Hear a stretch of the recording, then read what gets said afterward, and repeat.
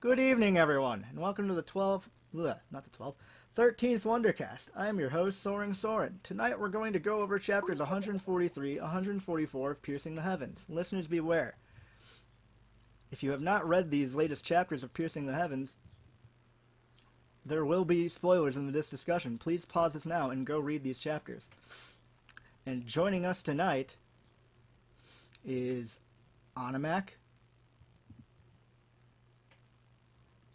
Hey everyone. Dragon Eye. Injustice 2 is the best game ever. Jim Hoxworth. I fucking knew it! I'm pretty sure everybody did.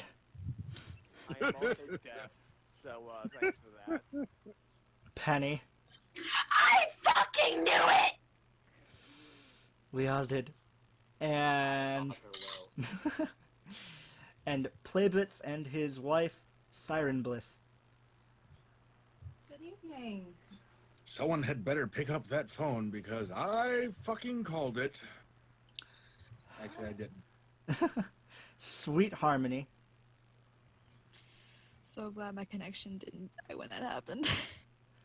And the captain of the troll squad, Witching Hour. We all fucking knew it. We called it ages ago. Yeah, Let it die. got a point. Alright. And moving on to the part that a lot of you, well, okay, 4 of you missed. And were willing to contact me about Calm's comments, and I actually went through the effort to actually this time put down what he was talking about. So at 35 seconds into the podcast, Dragon, you went because April Fools, All my people, you see. and he replies, "Lol, the fuck." Calm. It's the cry of my people. Jesus Christ. And then at 2 minutes and 53 seconds, PlayBitz and Siren Bliss said hello, and he said, "Good day, mate." Yeah, please don't do Australianism if you're not Australian. The accent is terrible. I tried. And then at 3 minutes and 16 seconds, this was part of the podcast where I said I was gonna make an Aussie joke, and to which Pee-wee replied, "Careful, it might boomerang on me." And Calm said, "Oi, she's gonna come at you. She's gonna come at you like a giant spider with a health bar." Oh, you God. gotta at least do the. You have to do the accent. Yeah. Hey, Bliss, no mind. She's gonna come at you like a giant spider with a health bar! That was gold. That was good. That was good. Yeah. You sound like he's out in Wolf Wolf. Wait. We need Bliss's opinion on this. How did he do? No, you guys don't want her opinion on this. From the face I'm looking at, you don't want her opinion. Anyway, moving on. She's not amused. All right, and then in response to one of Calm's comments that he made last time when we were responding, "It's like you guys think I'm some evil kind of author that never gives my characters a break. My hand smells funny." And to our responses, he said, "I am innocent until proven guilty." So this is as opposed to his response to our response. Yes. And We're hitting Inception levels here. yeah, we're hitting very meta levels here. And then at this one I just wanted to include in 13 minutes and 8 seconds. Well, it's the same one. He had to go because he stopped replying. He says, "I have to go to a meeting. Lol, Pony's at work. I'm helping." Oh, god damn it, Calm. And then at 15 minutes and 10 seconds, this was in a reply to what you said, PlayBitz. You have to think how Calm would think here, guys. Implying anyone could possibly comprehend how the brain that conceived Twister thinks. I'd like to mention I'm fairly certain Calm's brain is Lovecraftian horror beyond comprehension. Non-Euclidean geometry. There we go. Could I just interject here? I am basically the embodiment of Twister. Sponge with a smiley face. Well, I mean, if anybody's gonna understand that part of Com, it's Jim. So, damn Com, you messed up. All right. Dumb goof. All right. So moving on to 16 minutes and 40 seconds. We were discussing the canon between the WonderVerse and the show, and like what, where the fic took place, after season 3. And here he explains it. Anything that happened after the end of season 3 is not part of the WonderVerse. I planned this whole thing out in between seasons 3 and 4, so any characters, any concepts, or any events that take place in season 4 and beyond do not exist. This brings me back to when I wrote a modestly successful Golden Sun fanfic on fanfiction.net. Someone go find that picked up right where Lost Age ended, when Dark Dawn was released. It just took one massive shit on my entire canon, but I kept going despite the fanboys and girls gnawing on my ankles from that point forward. Alright. So, at 16 minutes and 50 seconds, Hornet mentioned Tyrek in regards to us discussing the show's canon and where the fic took place. Hang on. Oh my god. Can someone take over for me? I got a bloody fucking phone call. Sure. Yeah. Sure, I can hit this one.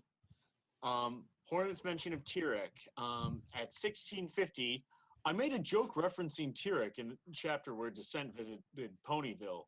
Remember, Pinkie Pie said something about a giant monkey monster blowing up the library, but that'll never happen.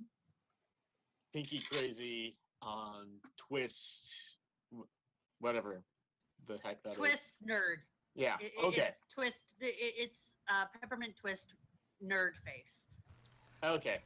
Yeah. Whatever the heck that is. Okay. And then. Oh no! I mean, you can continue. I'm back. It was just a really short phone call. My friend forgot something. Oh, okay.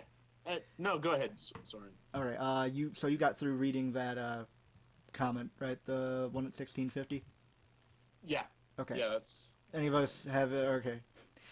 And then at 1845, Jim was discussing his theory about how the Shadow Bolts were your bombshell, so to speak, of how the Shadow Bolts would come in and they'd have to remove Shining Armor and Cadence, and how they really can't do covert ops anymore because they basically destroyed Canterlot, and that's what he was referring to.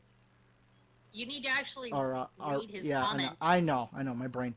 Are we talking about me or Sylvian here? Sick burn. Hey.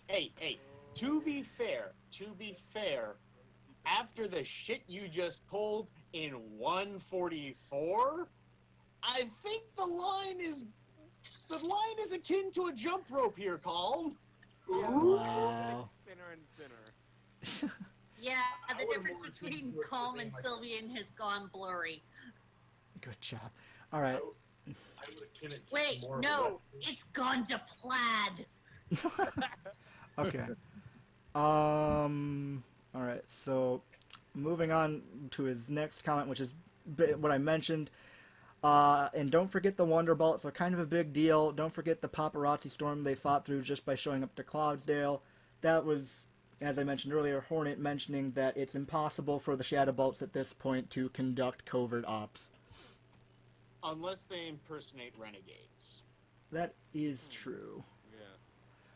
But I would imagine at this point that Spitfire and what was it, Flashwind and Rapid Fire, Blazetail to have like a roster of the renegades. Yeah. Yes, but do Shining Armor and Cadence have that same roster? That is indeed a good question. Like if they were thorough prior to hand, The problem with that, though, is that Luna played the Renegades very close to the vest, and it is highly unlikely that Luna even shared it with a fellow princess. Yeah, Yeah. it's... Of course, honestly, Yeah, I'll give you it's that. kind of a moot point at this point just because of all the crap that just went down. Mm-hmm. Yeah. All right. Okay. So, moving on to 24 minutes. Com says, "I'm an asshole. Just say it. You don't have to hold back." And he was responding to what PlayBitz said. You know how Com is with cliffhangers. He's not wrong. Yeah. You Really not wrong. you are an asshole, Com. Yeah, he is. You are an asshole. He's a good asshole. Dennis Leary wrote a song about you. Oh wait, that's a bitch. Never mind. No, that's my song. Okay. I was gonna get no, So my will. It's my song. you're not a My bitch. song. No, you're both nice. Everyone here is nice. No, she's a bitch. Little story. Yes, I No, am. you don't understand. She's a bitch. Yes, I am. Same. All right. Little story here. So after the new chapter came out, I was like, oh hey, Combs in the general chat of the Discord, which is a thing, and we are recording on it. You should check it out if you're listening and not part of it. Shameless plug. So I just jumped in the general chat. First thing I said was, why must you do this to me? God damn it, Com. All right. Gosh, darn it, call. All Damn right. it, buff horse! You buff Oh, bastard! You had one job. Buff! All right. So moving on to 26 minutes and 34 seconds. Oh, this is gonna be a long one. Squad Zero has no authority at all. They are directed by Shinestruck, but they are simply instructed to follow Spitfire's instruction at all times. But if, say, Silver gave them an order, they would likely listen. Remember, they are more or less outsiders thrown into an experimental role, and at times they feel left out of their place, hence their constant fear of screwing up and getting the axe entirely.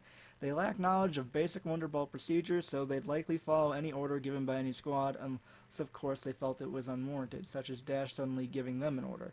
Think of it as someone who has never been a soldier before suddenly being part of the army. You'd likely cave underneath the direction of a general, but you'd raise an eyebrow if a private tried to boss you around.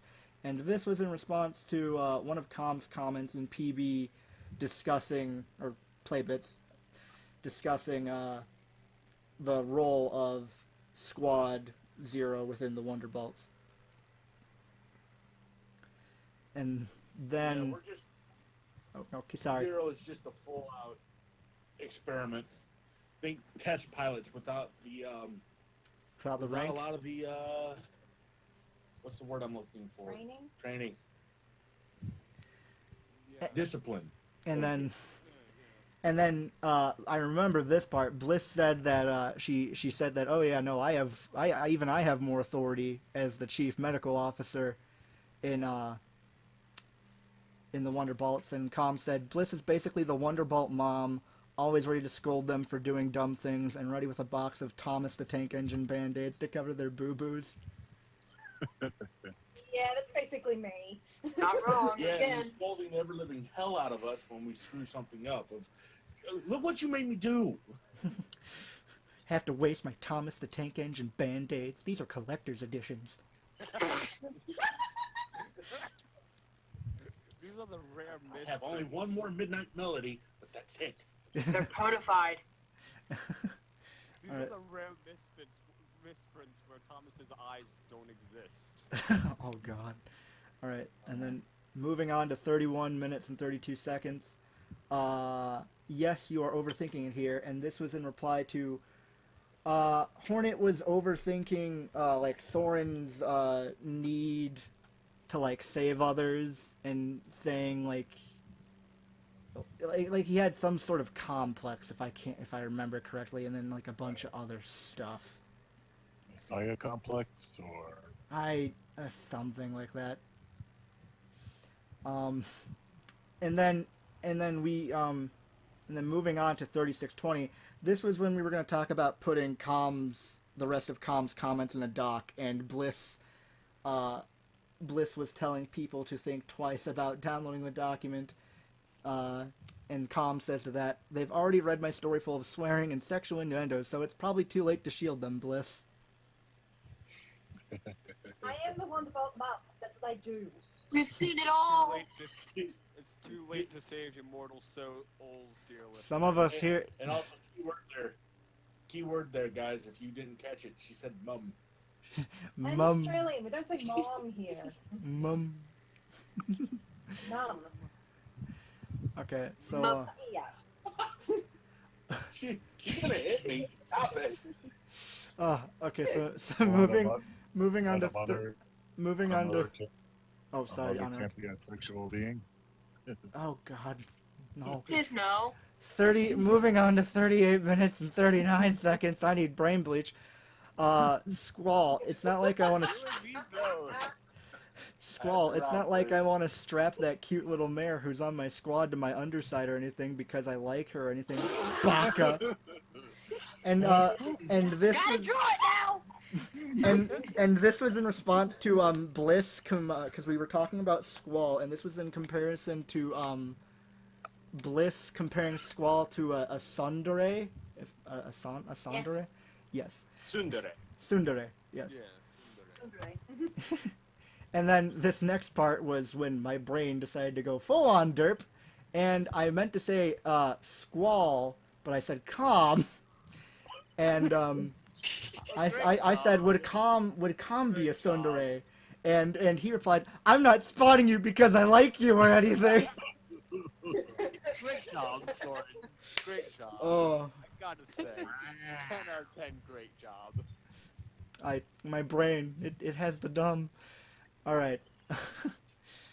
40. Moving on to 40 minutes and 24 seconds. Even though he's older than her, dippy face, isn't he cute? Let's pinch his little scowling cheeks. And this was this is in response to when we were continuing to talk about Squall and Squall.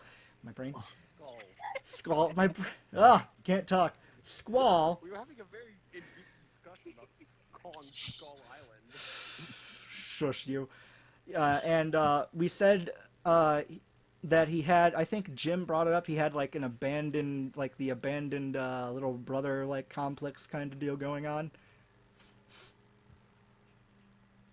Or somebody brought it up. I couldn't really tell with all the I think that was talking. Hornet. Okay, was that Hornet? I think it was Hornet. Yeah. And then, which is probably Witchy's favorite comment out of all of this. It's a picture. You ever seen the Vine with a bunch of people going, "Oh"? I'll probably throw it up on there if I can remember. Being a middle school guy, I feel like it would be blasphemy if I said I didn't. Hornet was saying Squall was acting really edgy and liked to start shit, and then Witching Hour said, "So Hornet, does that mean you relate really well with Squall then?" Yep. Oh, No, God. Toasty up in here, boys. I don't usually. Admittedly, I was one of the people that was encouraging Soarin to cut down on reading all of Com's comments, but okay, yeah, no, I was rather proud of that one. Oh, God. Toasty here in the Wondercast today, boys. And then the next two comments relate to 43 minutes and 22 seconds. It's when we were talking about Com protecting Fleetfoot on the bridge of the Nimbus, and we were going. And Hornet said, "Okay, Com, we know what you're doing. You just want some time with your waifu." And he replied, "Oh, that's exactly what I was doing." And then he replied again, "Have you seen how long this story is? Let me throw myself a bone once in a while." As long as it ain't in the fun way. Yeah, Comb. That's We'll let the you fun have. way. We'll let you have a bone. I mean, give you a bone. I mean, what? I should just pop in right after we say that. Fleetfoot is the bone. Fleetfoot. Yeah, Fleetfoot's gonna get the bone. Very hard.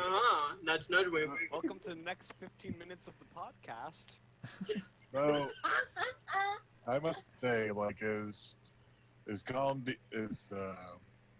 like is OC Calm being on top of Fleetfoot while she's in a mental distressed state really a bone we should be letting Calm have? I think he was beside her, not on top of her. Yeah, he was just holding Yeah. her, like hugging and that's cuddling. later. That's the unedited chapter. Yeah, that's the next is the clop chapter fic that's the next clop fic he's going to write when he's drunk and next drawing I'll do. and God. then for his next birthday I'm going to have to get some people together to read that.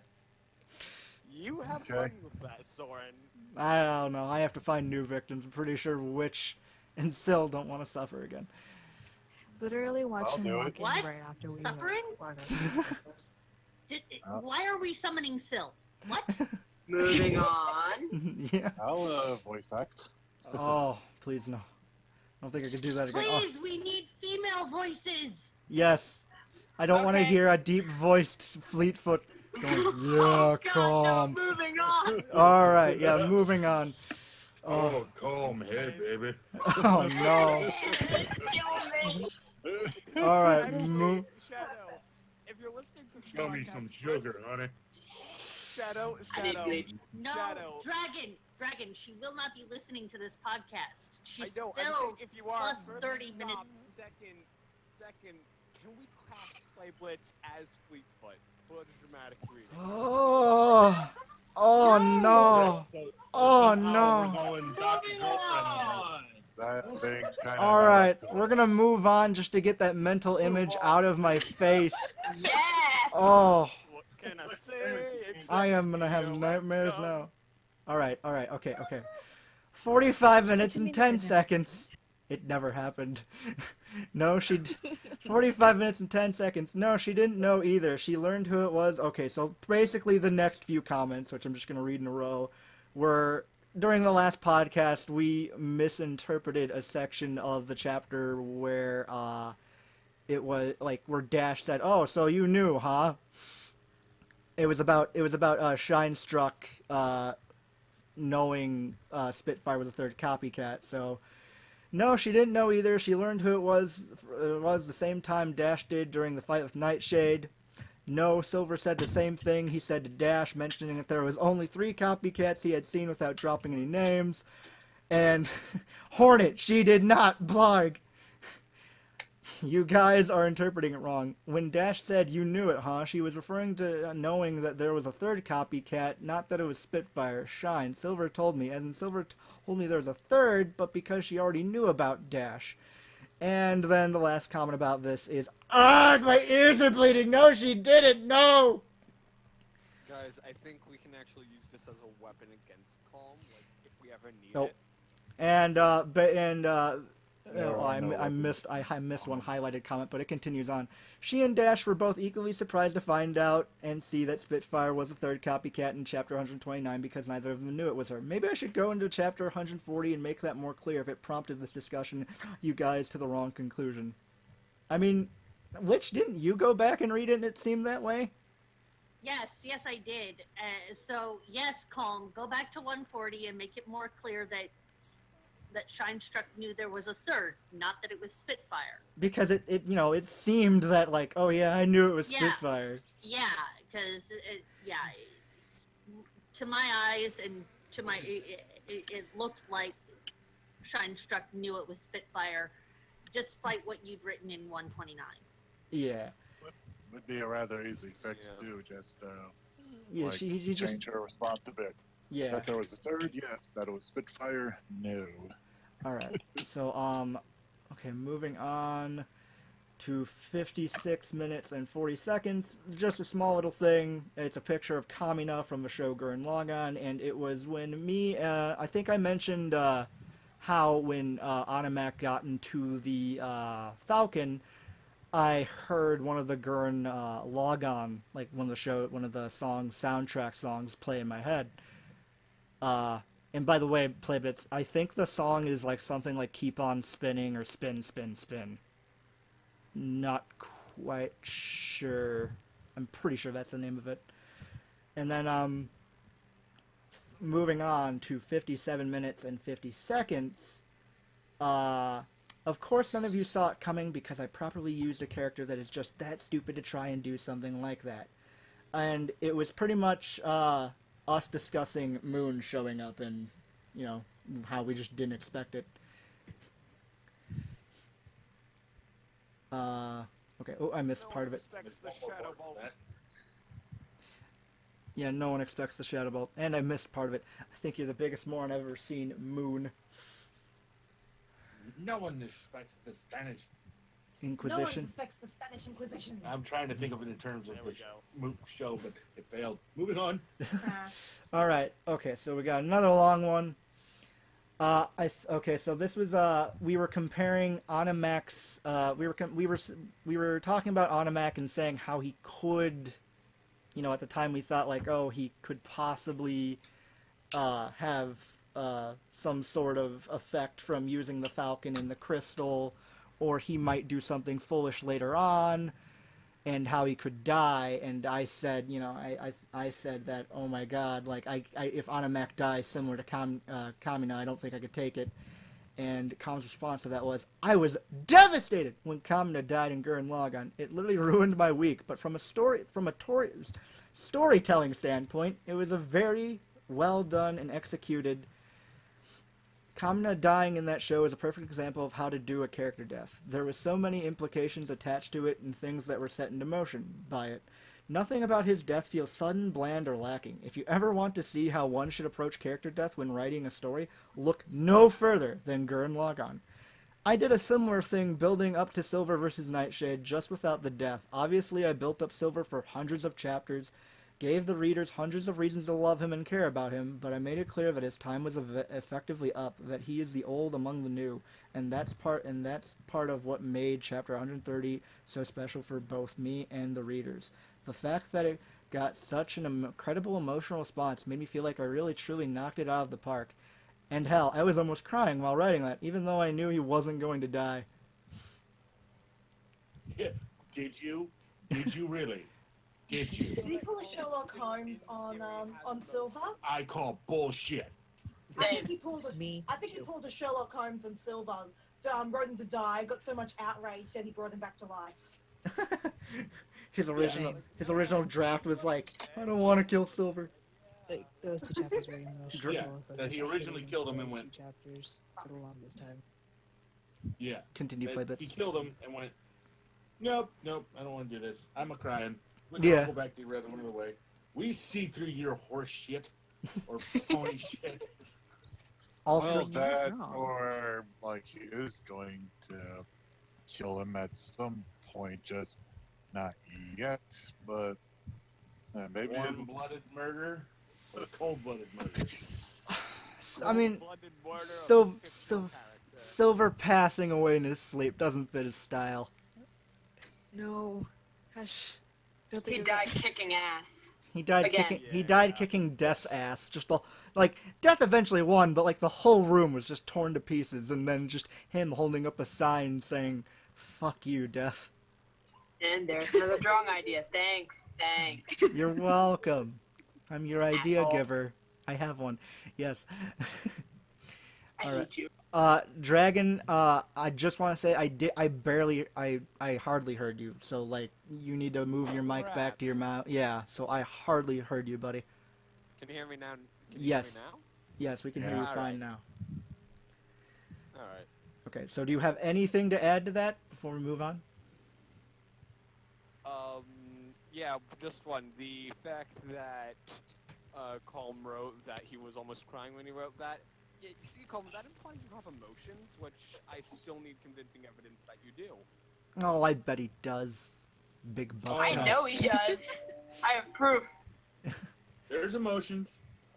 I remember seeing it at Dave and Buster's Crystal Fair. I remember when. The spinach dip. I didn't know spinach dip brought Calm to emotional tears. I brought him to emotional tears. Yes, I you did. Spinach dip.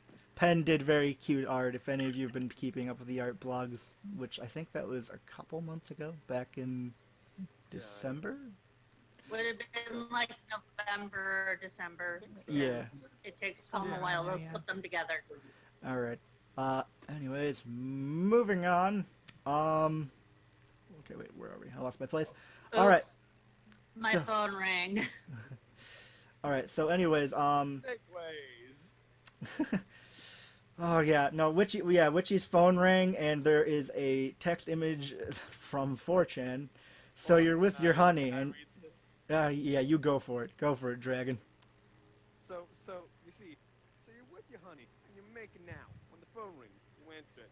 The voice says, "What are you doing with my daughter?" You tell your girl, and she says, "My dad's dead." Then who was phone? It's a meme. It's a meme. Why? Mother. All right, moving on from the memedom.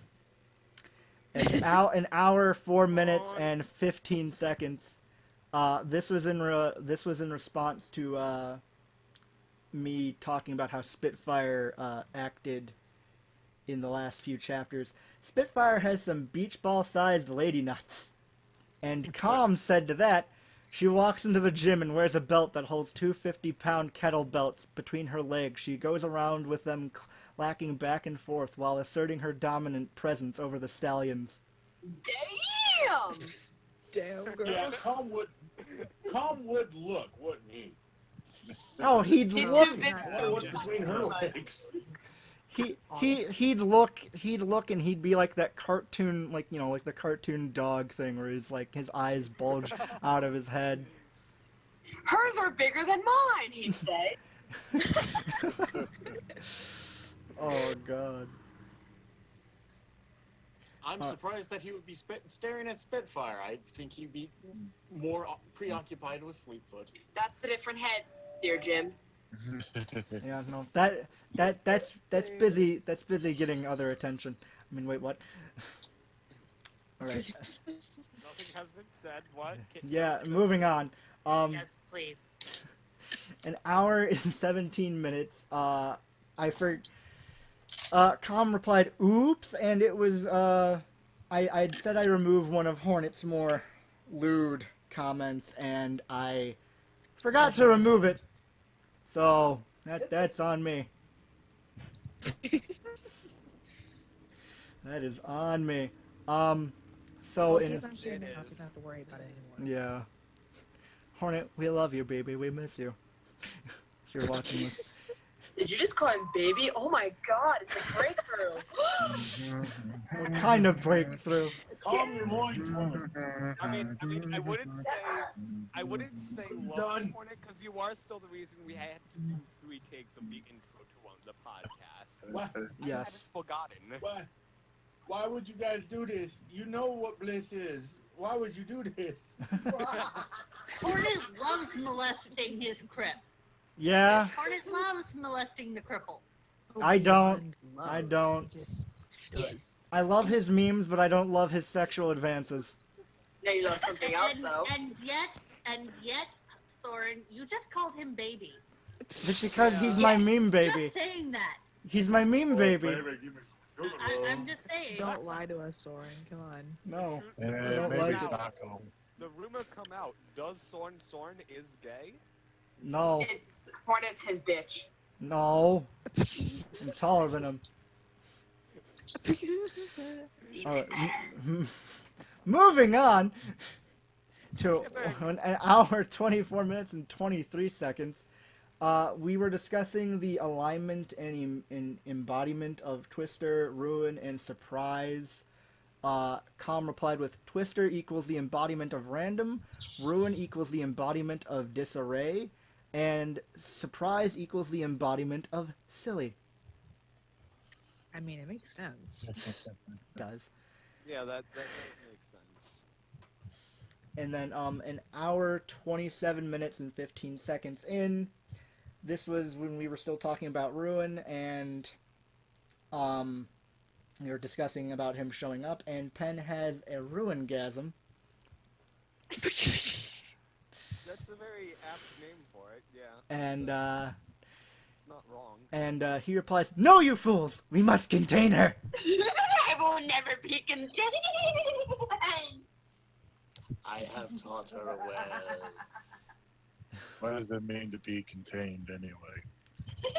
And then Welcome to Philosophy Cast. Cue me backing away very, very slowly. and then the next comment pretty much Or covers the art that we also talked about. Actually, that pose one Kefka takes often in the victory animations of Final Fantasy Dissidia, and it shows a picture of Kefka doing a similar pose to what Ruin did in that chapter. It's as and Penny had drawn him in that pose as well. And your art's good. So, Shut up. It is. It is very good art. Moving on. Alright, Yeah. anyways. Screams at us. Okay, so moving on to an hour, 33 minutes, and 30 seconds. Dragon, you're sounding a bit further away again. Got to keep that mic towards your mouth. This is this is a thing. It's a picture. I'm just gonna say it's a picture of an Asian guy saying "No, you." If anybody knows memes, you'll find it. And that was in response to PlayBitz talking about how Com had diffused most of our bombshell theories, and PlayBitz, you were going, "I'm onto you, Com. I'm onto you." Yeah, and he would use the Asian meme. No, you. No, you. No, you. No, you. God damn it. And then an I'm hour. sure I know that meme. It's Carry on. an hour, 34 minutes, and 20 seconds. Seeing as how I just broke one chapter into 3 with 140, 142, it's safe to say we might have as many as 7 to 8 more chapters before the end of part 3. And this You is pretty. sure? This was pretty much just us discussing how many chapters there were before the finale. And then we went back to Ruin very briefly, and this was in Hornet said something. Hornet in regards to how Ruin can disappear and reappear.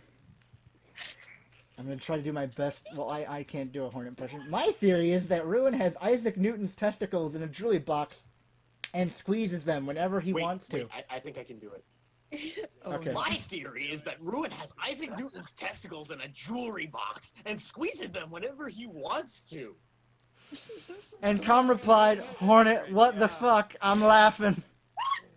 His exact words actually were, "Hornet, what the actual fuck?" Or Hornet, what the actual fuck? God, I can't read. Me too. Ugh. Oh God, what the fuck, Hornet? Okay. Hey, you're not part of this squad. Be thankful for that. Oh God, he'd probably remove the. He'd probably put me like right next to him in his bunk. I mean, yeah, probably. I don't want that. I'd go to the PR department and complain.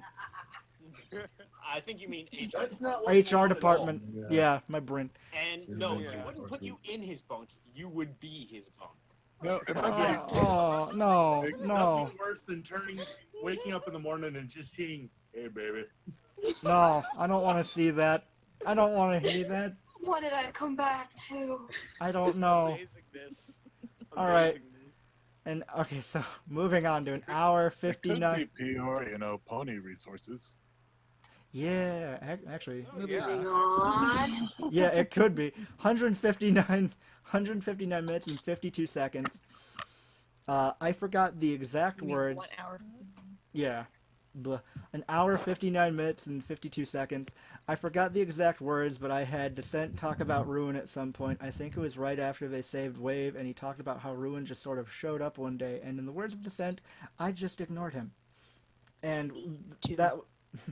that was us discussing Ruin, how Ruin doesn't exactly follow Nightshade's orders, and his origin, or his possible origin. And then moving on to 2 hours, 3 minutes, we were talking about how there could possibly another fight between Twister and Ruin. Twister versus Ruin basically boils down to who is more batshit crazy, and because Ruin is clearly capable of coherent thought, that puts him at a disadvantage against the pure embodiment of random. And we do have a point. Yeah, there is a point. And then, okay, so moving on to 2 hours, 3 minutes, and 25 seconds. This was when Bliss said, oh god, carte blanche? Carte Carte blanche. blanche. Carte blanche to describe ruin, which means free reign to do whatever the hell one wants. And then moving on to... I believe it's French. Yes. Is it French? Carte Okay. blanche. It is. Carte blanche. Okay, so... No, just Carte blanche. blanche. Carte blanche. Long. 2 Blanc. hours. Carte blanche. So, okay, so moving on to And 2 I hours. don't French well. There's I no don't H. English Move well. on. Move on. 2 hours, 5 minutes, and 42 seconds. We went back to trying to predict, you know, what we're saying, like, you know, like how part 3 wasn't supposed to be this long, and predicting, well, I mean, you know, how long part 4 could be. And he replies with, I also said this story would be about 300,000 words long when I started. I'm clearly dead wrong when it comes to predicting lengths. Yeah, you No are. shit. There's an innuendo joke there, but it's too easy. Sorry, Calm. But Yeah. Oh. He's bad at measuring length. I'd have to agree with you on that one. All right, I'm so just gonna pretend that never happened. Short. God, don't mock a dude. That's not nice. Okay, anyways, Uh, 2 he thought Moving it was on. longer than he thought it was. 2 hour, 2 hours, 14 minutes and 6 seconds. This was in response to Dragon. You brought up, we were talking about you know, we were getting into theory territory, and you brought up Charlie Day and Yes. yeah, and how he had a conspiracy board. And I brought up an image where it was a pony with the payday mask and a bunch of other OCs and like a conspiracy wall like room. No, it didn't have the payday mask. It Oh, had it the didn't? tinfoil hat, but not the payday mask. Okay. Because I remember that was the very first picture of my OC. Oh, okay. Hold Uh-huh. on, Soren. Just gonna spoil like the last bit of the podcast. We have a segment called Jim's Corkboard. When that starts, can you just put that image up on screen? Sure, if I could, someone still has it. But his response to that is, yes, a long time ago, there's a theory vault picture with Jim and a few others OCs in it. This was before the Troll Squads existed. I think it's one of my earlier art blogs, around blog 3 to 5-ish. Oh, I remember that one. I I vaguely don't remember really. that one. Vaguely remember that one. I don't remember. I'm gonna have to look for it. And then at 2 hours, 14 minutes, and 45 seconds, we were talking about how long we think part 3 is going to last. I said I'd place my bets that the remaining chapters will be around 4 to 5. And he replied, Soarin, do you even know me? And no, to be honest, no, I don't. Apparently not. Yeah, no. Got a point. Even though I'm like I think I'm like around your 8th or 10th follower, and I've been around pretty much since the 3rd chapter of Head in the Clouds, I think. So, yeah, apparently not. Damn. You've been around for a hell of a long time. Let's just put it that way. Yeah. Senior citizen. Yeah, back in my day, we only had a story about it 5 chapters long. You know, not over 1 million words. Anyways, moving on. Sweet, the conversation went into the Nimbus, and Sweet, you and Witch were talking about how old the Nimbus could be, and Witch, you mentioned something about how Discord remembers seeing the Nimbus flying around. Oh, Yes. this one. Uh, Yeah, I remember this. And Calm's reply to that is, that's the WonderVerse canon. The Wonderbolts were formed after Luna's banishment to have an elite fighting force that could help Celestia shoulder the bird facing unnatural threats with only half the god power present. I have to look back to get the exact wording, but I recall Blazetail and Flashwind talking about the Nimbus being somewhere around 200-ish years old. Lol, look at me, only half remembering my own damn lore. See? Problems. This is the same guy who had to ask me what the gender and races of Blizzard's kids were. Wait, that was the thing that happened? That was a thing that actually happened. He went to me and asked me how many kids Silver Lining had, and what their genders and races were. Calm, you should really just make like a Are you serious? PtH Bible or something. Just like Oh. jot down all that kind of Try, information man. in it. You're trying. Wow. Colm, you're really trying. Me too, Ben. Jesus Christ, come. Same. Oh god. All right. And this was moving on to 2 hours, 19 minutes, and 19 seconds. This was PlayBitz. We were talking about what would happen when they got to the Crystal Empire and how it could possibly be taken over and all that stuff. And PlayBitz, you were going like, well, what if it isn't? What if it isn't taken over? And they get there and they have a new ship. And Com replied, "What do you guys think I'm gonna? What you guys think I'm gonna Star Trek 4 you all out of nowhere?" Yes. Yes. There's no Maybe? offense saying you Okay, won't. yes, Yeah, that'd be good. no. Yeah, And this no. gym. And then and then there was a video with it, but for some reason it was messing up in the dock. So, But it was that scene from Star Trek 4 where they're flying to the space dock and then they come upon the Enterprise, and Captain Kirk says, "We're home." The Enterprise A, notably the Enterprise A. Moving on. All right, moving on to 2 hours, 20 minutes, and 23 seconds. Pretty much the same thing, continuing off the new ship, about how PlayBitz, you were talking about how it would run on a type of crystal, but it's not anywhere. It's not like the crystals based on the chaos magic, and it run on friendship and camaraderie, and then you said like and you basically said it'd run like spiral power, as in Gurren Lagann. And Com replied, "I would feel like such a dick if I were to go through 3 years of my life and 150-ish chapters just to rickroll you all with a Gurren Lagann reference like that." But Com, you already are a dick. That is true. He has no, one. Quote, he is an asshole, remember. He's all of the above He is a at this point. self-proclaimed asshole. Yeah. I mean, you already above. did put references into Gurren, like with Gurren Lagann with Lead Runner, or and Animak. So I mean, or so. But he's all of the above at this point. Let's just be completely honest, okay? Yeah, this is true. I'm just saying. Okay, so 2 hours, 25 minutes, and 14 seconds. PlayBitz, you were talking about how if the horn would break, Soarin wouldn't be screwed, that he could possibly learn to channel the magic through his hooves and wings and combine it with his Pegasi magic. And Com's... I'm imagining is someone doing a Kamehameha, and it's great. Oh god. And Com replied again, "No, the magic is basically the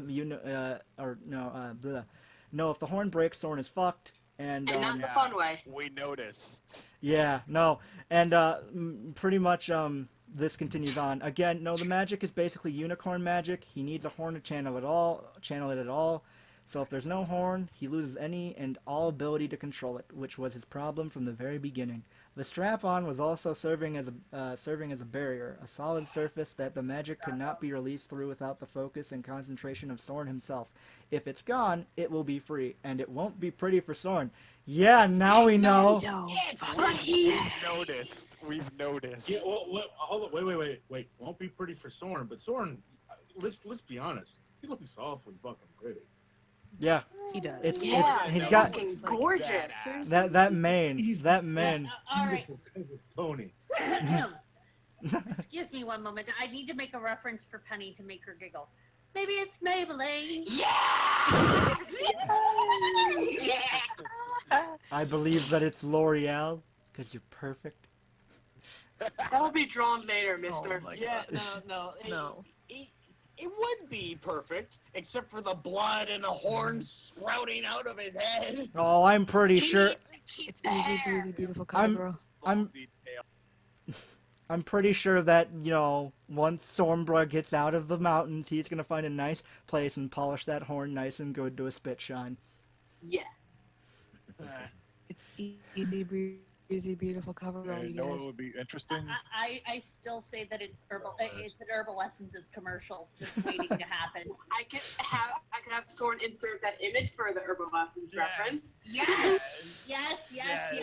Oh, Please, Soren. Yes. you're okay. Send it to me, and somebody's gonna have to remind me a bunch because Oh when I my or God, like if yes. I say I'll I'm remind you. if I say I'm editing, like remind me. Oh, wait, what timestamp is it now? How far are we in? We are 49 minutes in, so 48, 47. I'll jot that down right here. Google. I'll do something. Anyways, moving on. Okay, wait, where the fuck were we? Okay, magic. Okay, yes. Alright, so 2 hours, 27 minutes, and 47 seconds. He has learned how to use it, but it is not refined, and his emotions have had adverse effects on it. Emotions are required to give magic certain effects, but Soarin has very strong emotions, which has worked against him at times and caused him to lose control. And we were going, like, this continues the discussion about Soarin's magic, and I think it was either Hornet or Jim. Well, I'm pretty sure it was Hornet saying that Soarin really hasn't learned anything about the magic at all. And how Soarin is acting, still irresponsible with it. Or Hornet. Plus, Soarin has had like tutoring with Fancy Pants on levitation. But whether or not he's done anything else magic-wise, he hasn't been able to because the horn's broken. True. Yeah. All right. And then this one, which I figured didn't need highlighting, and Com's being the biggest tease again. You should really wear that shirt, Com. Just call him an asshole, like he said. I should have just put biggest asshole. That's what I should have put on the shirt. I can arrange that. We need a picture. No, wait, no. Oh God, I'll say that later then, because we need to get this show on the road. Okay, so 2 hours 30 seconds and 2 hours 30 minutes and 18 seconds.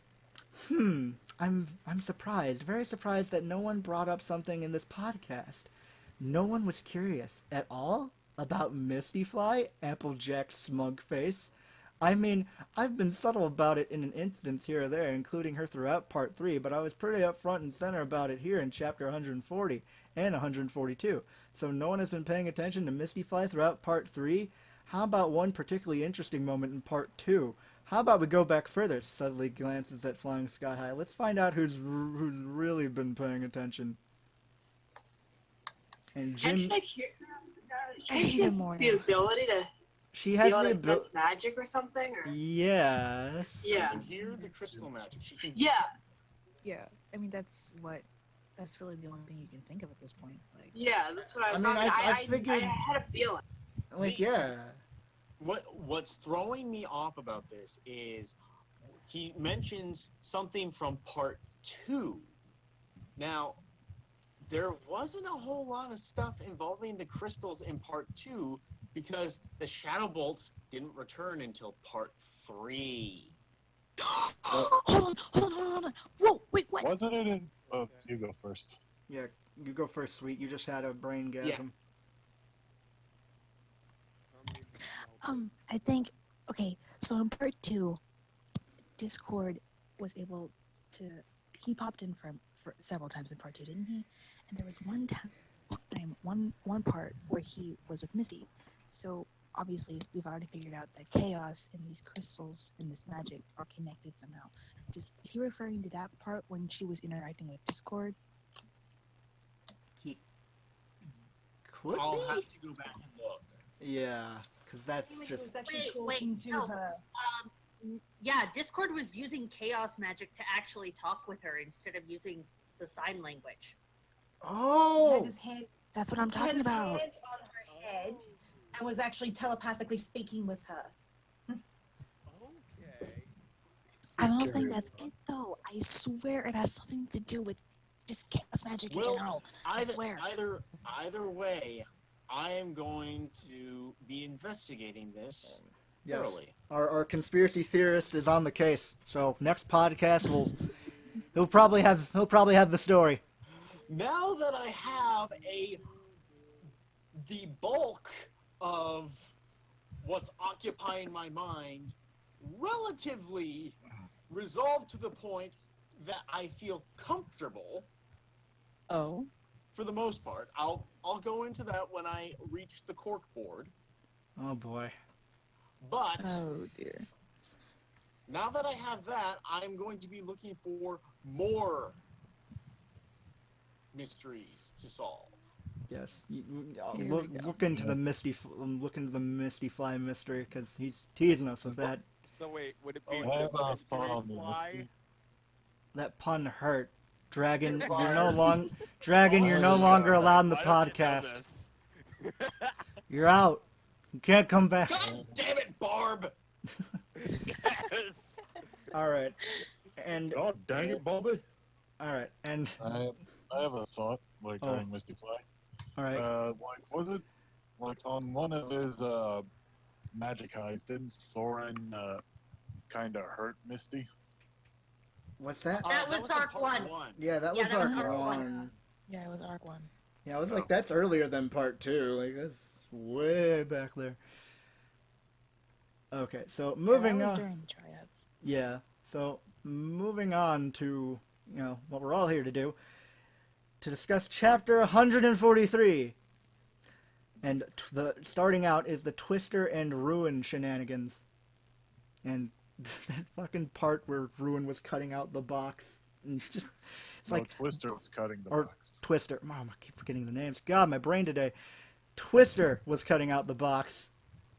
And was poking Ruin, and Ruin was like, "This is why I can't do anything here. It's because of this guy." One abundant assortment of ass mad. God. Hey, a random thought just came to me. The origin story for Ruin is pretty much exactly the same for Twister. He just showed up one day. I'm going to address this. Yes. Let's get to let's wait until we get to Jim's corkboard vault.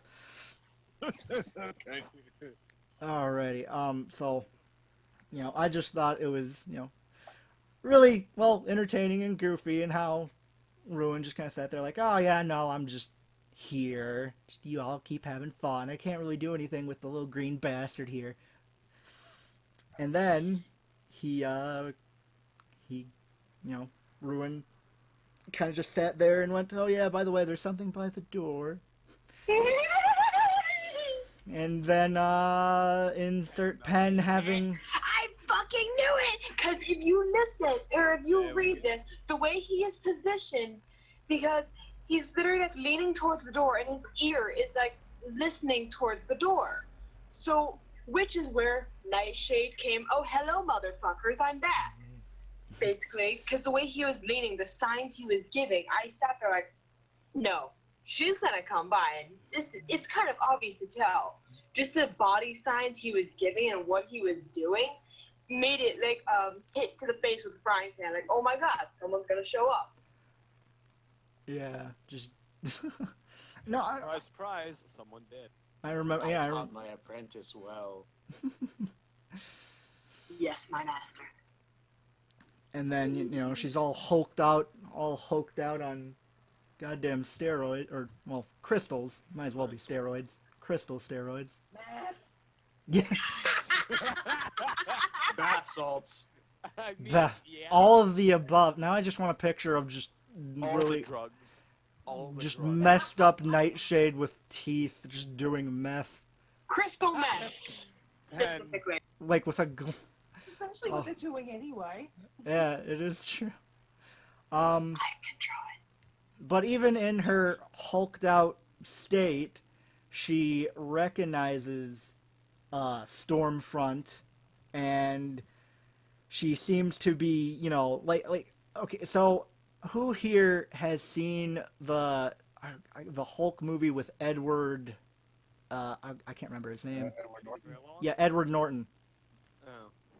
Yeah, Is Edward. that the Ang Lee one or the MCU one? That's the one after the. MCU. Yeah, it's the MCU. Then I think I've seen it, but like long ago when Yeah, Captain it- America came out. Yeah. So basically, um, when you know when Bruce Banner has to transform into the Hulk, and I forgot who, because he was like in a plane and he had to jump out of it because whoever Abomination, I think that's his name, was going around tearing up stuff. Yeah, it's Abomination. Yeah, Abomination, and he was like, okay, well, can you control it? And he's like, well, I don't need to control it. I just need to like lead it in the right direction, just like and that's pretty much what this reminds me of. Somewhat is Nightshade isn't like 100% in the control, but I mean that's basically what she's doing. She's like whatever happened to her to get her this way, she basically just thought really hard of like, okay, I need to destroy the Wonder Bullets and I need to get Soarin, because I mean basically she's just ripping and tearing shit and trying to choke out Soarin. Wait for it. Wait for it. What are you doing? Nothing. Wait for it. And anticipate. Penny, I'm so concerned. What are you doing? Just continue and wait for it. I'm very scared. Well, I mean that's where I'm gonna end it. But okay, I'm just. And this one was Penn mentioned this, and oh, I forgot to add the quote. Damn. But Ruin talking to Dash about being alive, and it was when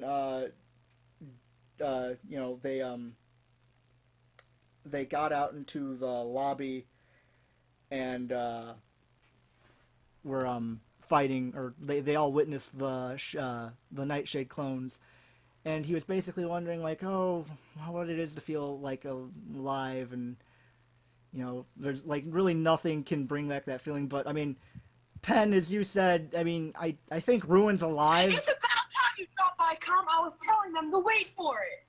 What? Oh, hey, Colm. Big buff for Wait, what? Okay. Wait, Com joined? It's about fucking time! That's why I said wait for it, you twats. I have OBS on, so I don't get the notification sound when somebody joins. Oh, no, I privately wrote him. Penny, when I said I was going to be a second, I didn't mean like literally 3 seconds. I meant I would be there soon. I know. I just kept saying wait for it, and Yeah. they were kind of scared. Yeah, I was like, wait, No what are shit. what are you Whatever what are you said, doing? We all get concerned. Okay, damn. All right, well, we have Calm wind. Hi. Bluff buff. we have calm here now, so Goody. whoever's watching, contain yourselves. All right, where the hell was I? I completely forgot Ruin now. talking to Dash about being alive, and Yeah, well, I mean, you brought it up, so I mean, it's kind I of you. brought it up because it's like, did no one notice how odd that was? Because it's like he was talking about it as if it was so casual, and usually people don't talk or whatever. You get what I mean? They don't bring up just like, oh, being alive. What a wonderful feeling. Of course, I really don't get to feel that. It makes you think, okay, no, I don't think he's an actual being if he's saying some kind of shit like that. Once again, I point to the cork board. I'll shove a cork somewhere, Jim. Kinky. Be careful, you might lose an eye. Oh, I don't Nah, think that's me. where she was shoving said cork. oh. Presenting the new hit single, Getting Fucked in the A Minor. Oh, good. But A minor as in the chord, not the felony. I just Penn, I just think that Ruin is just really, really bored with like life in general, and chaos is the only thing that makes him feel alive, and he gets off to it. Kinky. Ooh, drawing idea. Oh boy. Oh, I've given her like 4 of these so far. Have Like we seen why? anything to indicate Ruin has any potential for sexual?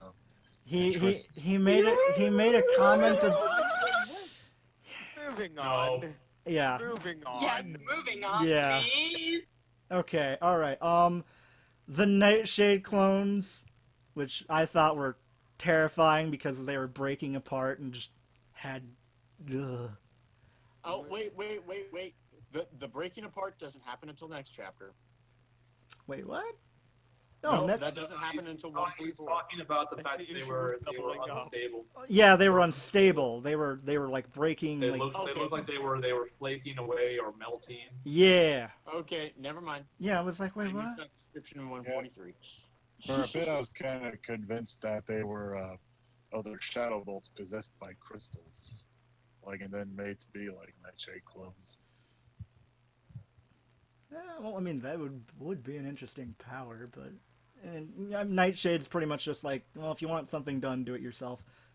And that's what she did, because she had her little toy smashed. I have some thoughts regarding Nightshade presently, but I'm gonna wait for the theories. Okie dokie. Sounds like a plan. And then Soarin's limitations in battle, which, oh god, see, like, it really sucked. Limitations. That's a nice general way of putting it. I.e., don't feel, don't. Do Yeah, nothing, you have to feel. be I'm just not a quoting what you cold. think I'm quoting. Conceal, Stop don't looking at me feel. like Don't let them know. Let it go. Let it go. Let it go. Back Oh, anymore. No, we're No. stopping that now. You're welcome. No. You're welcome. Okay, No. okay, calm down. Yes. No, calm wind. Calm? Gee, I wonder why You Dragon never asshole. showed up for any of the podcasts. I'm usually busy Saturday nights. He's a buff horse with buff things to do. He got I buff have buff hands. things to do with my buff friends that can require buffness for buff shit. And buff drinks and buff food. and buff And buff everything and else. soon and hopefully the soon buff. buff women. We all go out and get protein shakes. Buff protein. Everyone leads a buff life. Does she need Needs your a lot of protein buff shake? time. Okay, we're gonna. All right, moving Moving on. on. Yeah, moving on. That was a bit much. Sorry. everyone. Okay, all right. Okay. It's Did fine. It's fine. anybody else have any comments on Soarin's limitations in battles and or in the battle? Well, I think they really suck. Yeah, Honestly, You know what? that's, Yeah. That booty. Yeah. they are actually very akin to the Jedi Code. No aggression, no emotion. Basically, pure peace and calm but that would. while them. fighting, which is. I'm sure that you guys noticed too. utter That it was, bullshit. his limitations directly coincided with his personality, because Soarin is one who does fight using his emotions, mainly Yeah. when it comes to protecting those he cares about. So being forced to go without that while all his friends were being beaten up was pretty much the opposite of everything that he is. Yeah. Yep. And that just made him weaker in battle and just. Yeah. Alrighty. So. Screw that damn horn. And Not in the fun way. no, not in the fun Exactly. No. So if I kind of steam out of it, also because I'm playing Skyrim. way. Hey, you're fine, Animak. You're fine. Alrighty. All right. fine, And Ruin, quote unquote, helping Dash, because he's just like, I want to be a good guy like Moon. Let me be a friend. Why do you like him but not me? I'm pretty too. Yeah. You're all so nice to him. This reminded me of something.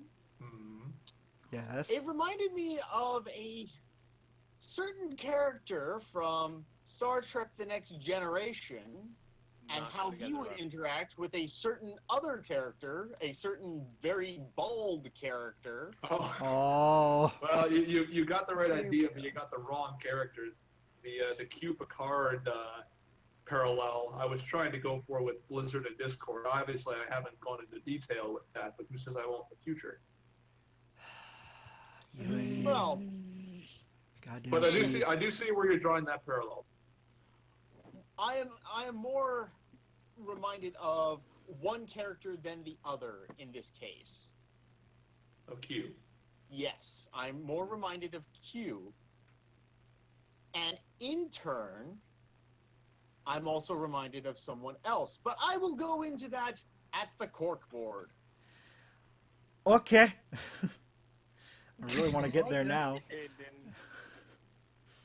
Wait, no. Who could it be? Q and not what? We're gonna get to the cork board because now oh god. All right. Soarin, let's just move on before like your Yeah, brain he- explodes. And, like, yeah. all of our brains explode.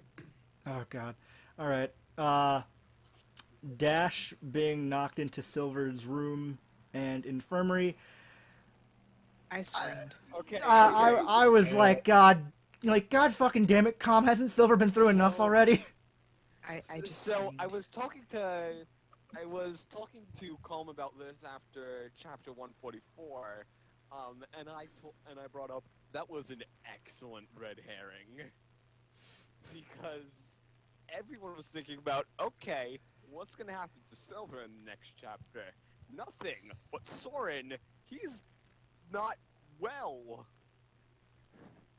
I'll tell you one You're thing. getting ahead of yourself, Dragon. But he Yeah, is no, he is right though. I that up. purposely did it that way because if there's one thing, one of the best weapons you can use as a writer is misdirection. Make people focus entirely on one thing and then throw something completely different in their face. That's basically. You mean like you always do? Like I always do, exactly. Yeah. Asshole! That's It's the also story. the That's reason why we that's the hate you. story in a nutshell. Yeah, we really rip India. We ripped India earlier on. I'm gonna beat you with a stick, Tom. Oh, I'm gonna beat you with a stick! Yeah, It is absolutely. so Like, mean. Oh, God. With that cliffhanger, I was more concerned about Silver and Dash than like any potential for Soarin. mhm. And then And Lord, the and next behold, chapter literally comes, nothing like, happens to him. first few paragraphs, everything's fine. Yeah, I honestly thought that like Nightshade was gonna like try choking out Silver, and then Dash would have to try to get her off of Silver. I even used the in the teaser blog. I used the image that had the silver split image with Dash. Oh, God. Yeah. I remember All the people. way up to the very end, I was teasing you. Uh, I freaking cried.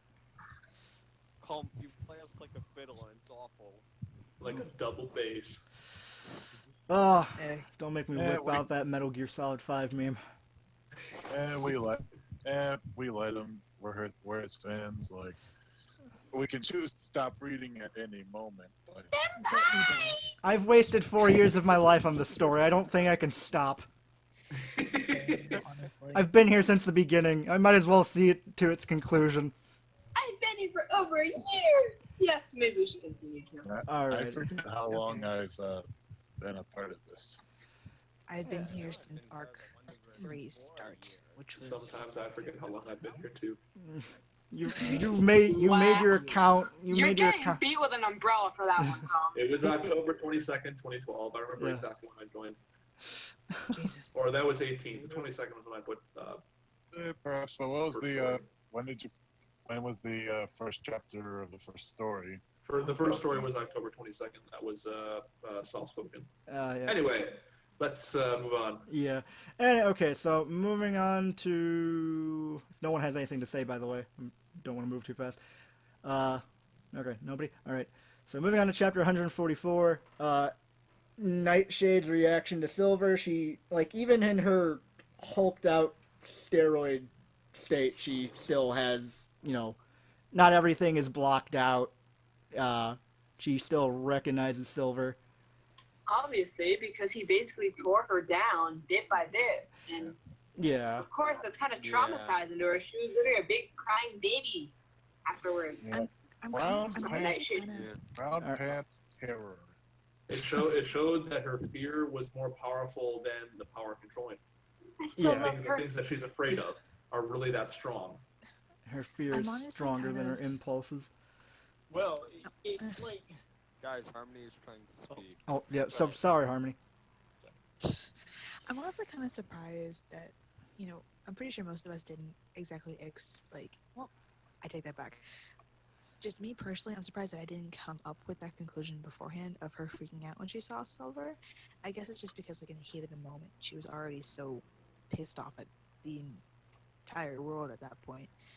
And it's like, with all Well. that going on, you kind of forget about what happened the last time she was with Silver. So I guess during that entire thing, you kind of assumed, oh, she's gonna see him and she's gonna want to kill him this time. Like, And you're like, wait, no, never mind. She's gonna flip her shit. So Yeah, I mean, I figured that her violent impulses that the crystals were controlling would overcome her fear with Silver, and she'd, try to hurt him, and then Dash would, have to. There'd be even more of a scramble to get her out of the room. But I was kind of surprised that, like, okay, her fear is overwhelming her still. Yeah, it was really honestly surprising because we assumed that basically all higher brain functions were gone. She was just basically acting on instinct, Yeah. acting on reflex. Yeah. So the fact that Silver stopped her dead cold, that's definitely something to take note of. She's fucked up. What that means in the larger scale of things, I have no idea. It could mean everything, it could mean nothing. I am taking note of it regardless.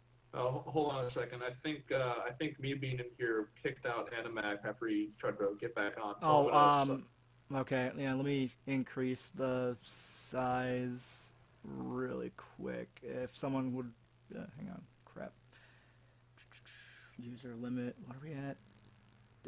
I'll just increase it to 9. Or no, we're already at 9. 10? There we go. Alright. It should be fixed. Should be. Alright, tell him to join back in. Alright, is he back? Because I don't have the notification sound. just keep going until he does now. Alright. Another room. Okay. Alrighty. Where the hell was I? Stupid thing moved. Oh, okay. Okay. And I'm preparing for another ruingasm. oh, here we go. Ruin's reaction to Silver, which I was not expecting at all. I was like, wait, what? Yeah. He was pissed the fuck off, I will say. I was like, oh, okay, so this changes this. I mean, it either possibly changes. I know one of Jim's theories, and it's a favorite of It mine changes a lot. regarding. Oh God, how do I say his name again? Kane Ost. There you go. Yeah. I did it. It's about time. Clap. Everyone give him a round of I applause. did it. Also, I'm noticing my new I mic is would picking up give so a round much of less applause, now. but It's I have great. Push to talk on, so can't really do that. It did. I'll just slam my head against my desk then. But Stop that. Me too. She did. Me too. Anyways. All I have to say here is corkboard. yes, but Darn. I wasn't expecting it, and we should just wait until we get to the theories because I'm sure a lot of us have stuff to say. While Calm sits there grinning like a freaking asshole and just tapping his fingers together saying, I know what's gonna happen. Yes, we're stroking Com's ego pretty hard right now. Oh, Oh god. Or we could get too damn close to something. He'd be like, nope, gotta change that. It's like, shh, hey guys, look over there. They're getting too Throw a close. foot at him! We have he just like pulls out. He pulls out a walkie-talkie. We have a turd in the punch bowl. I repeat, we have a turd in the punch bowl. What the fuck? Activated. Yeah, activated. Oh, all right. Apparently, Animak is not able to get back in. The channel size says 8 out of 10, right? Yeah, it does. I have no idea. Technical difficulties are annoying. I should just. All right. I have no idea. Like Oh, he said to go on. He's gonna try rebooting his computer. Okay, go ahead. Okay, Keep going. all right. Okay. Ready Okay. now? Oh, I hate how it keeps scrolling every time I tab away. Okay.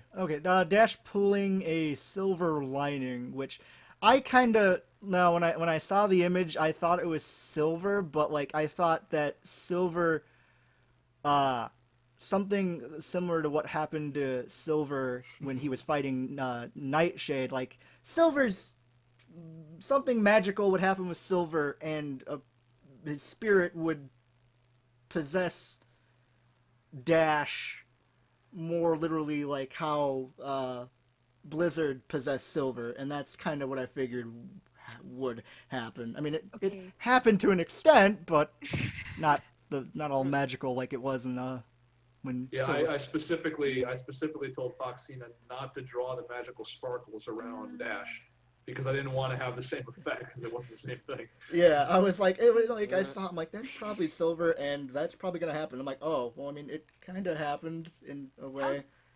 How dare she put her hopes on Nightshade? Oh, but they landed on top of each other, and Descent would enjoy it. That'd be better with Ruin and Moon, cripple. Good cripple. But let's be real. Let's be real. The real casualty here is Bliss's desk. Right. Guys. Oh my gosh. I didn't draw that. Oh, my desk! Why? Organized. It was I made. asked you had everything organized. You ever seen my desk at work? I've seen the car.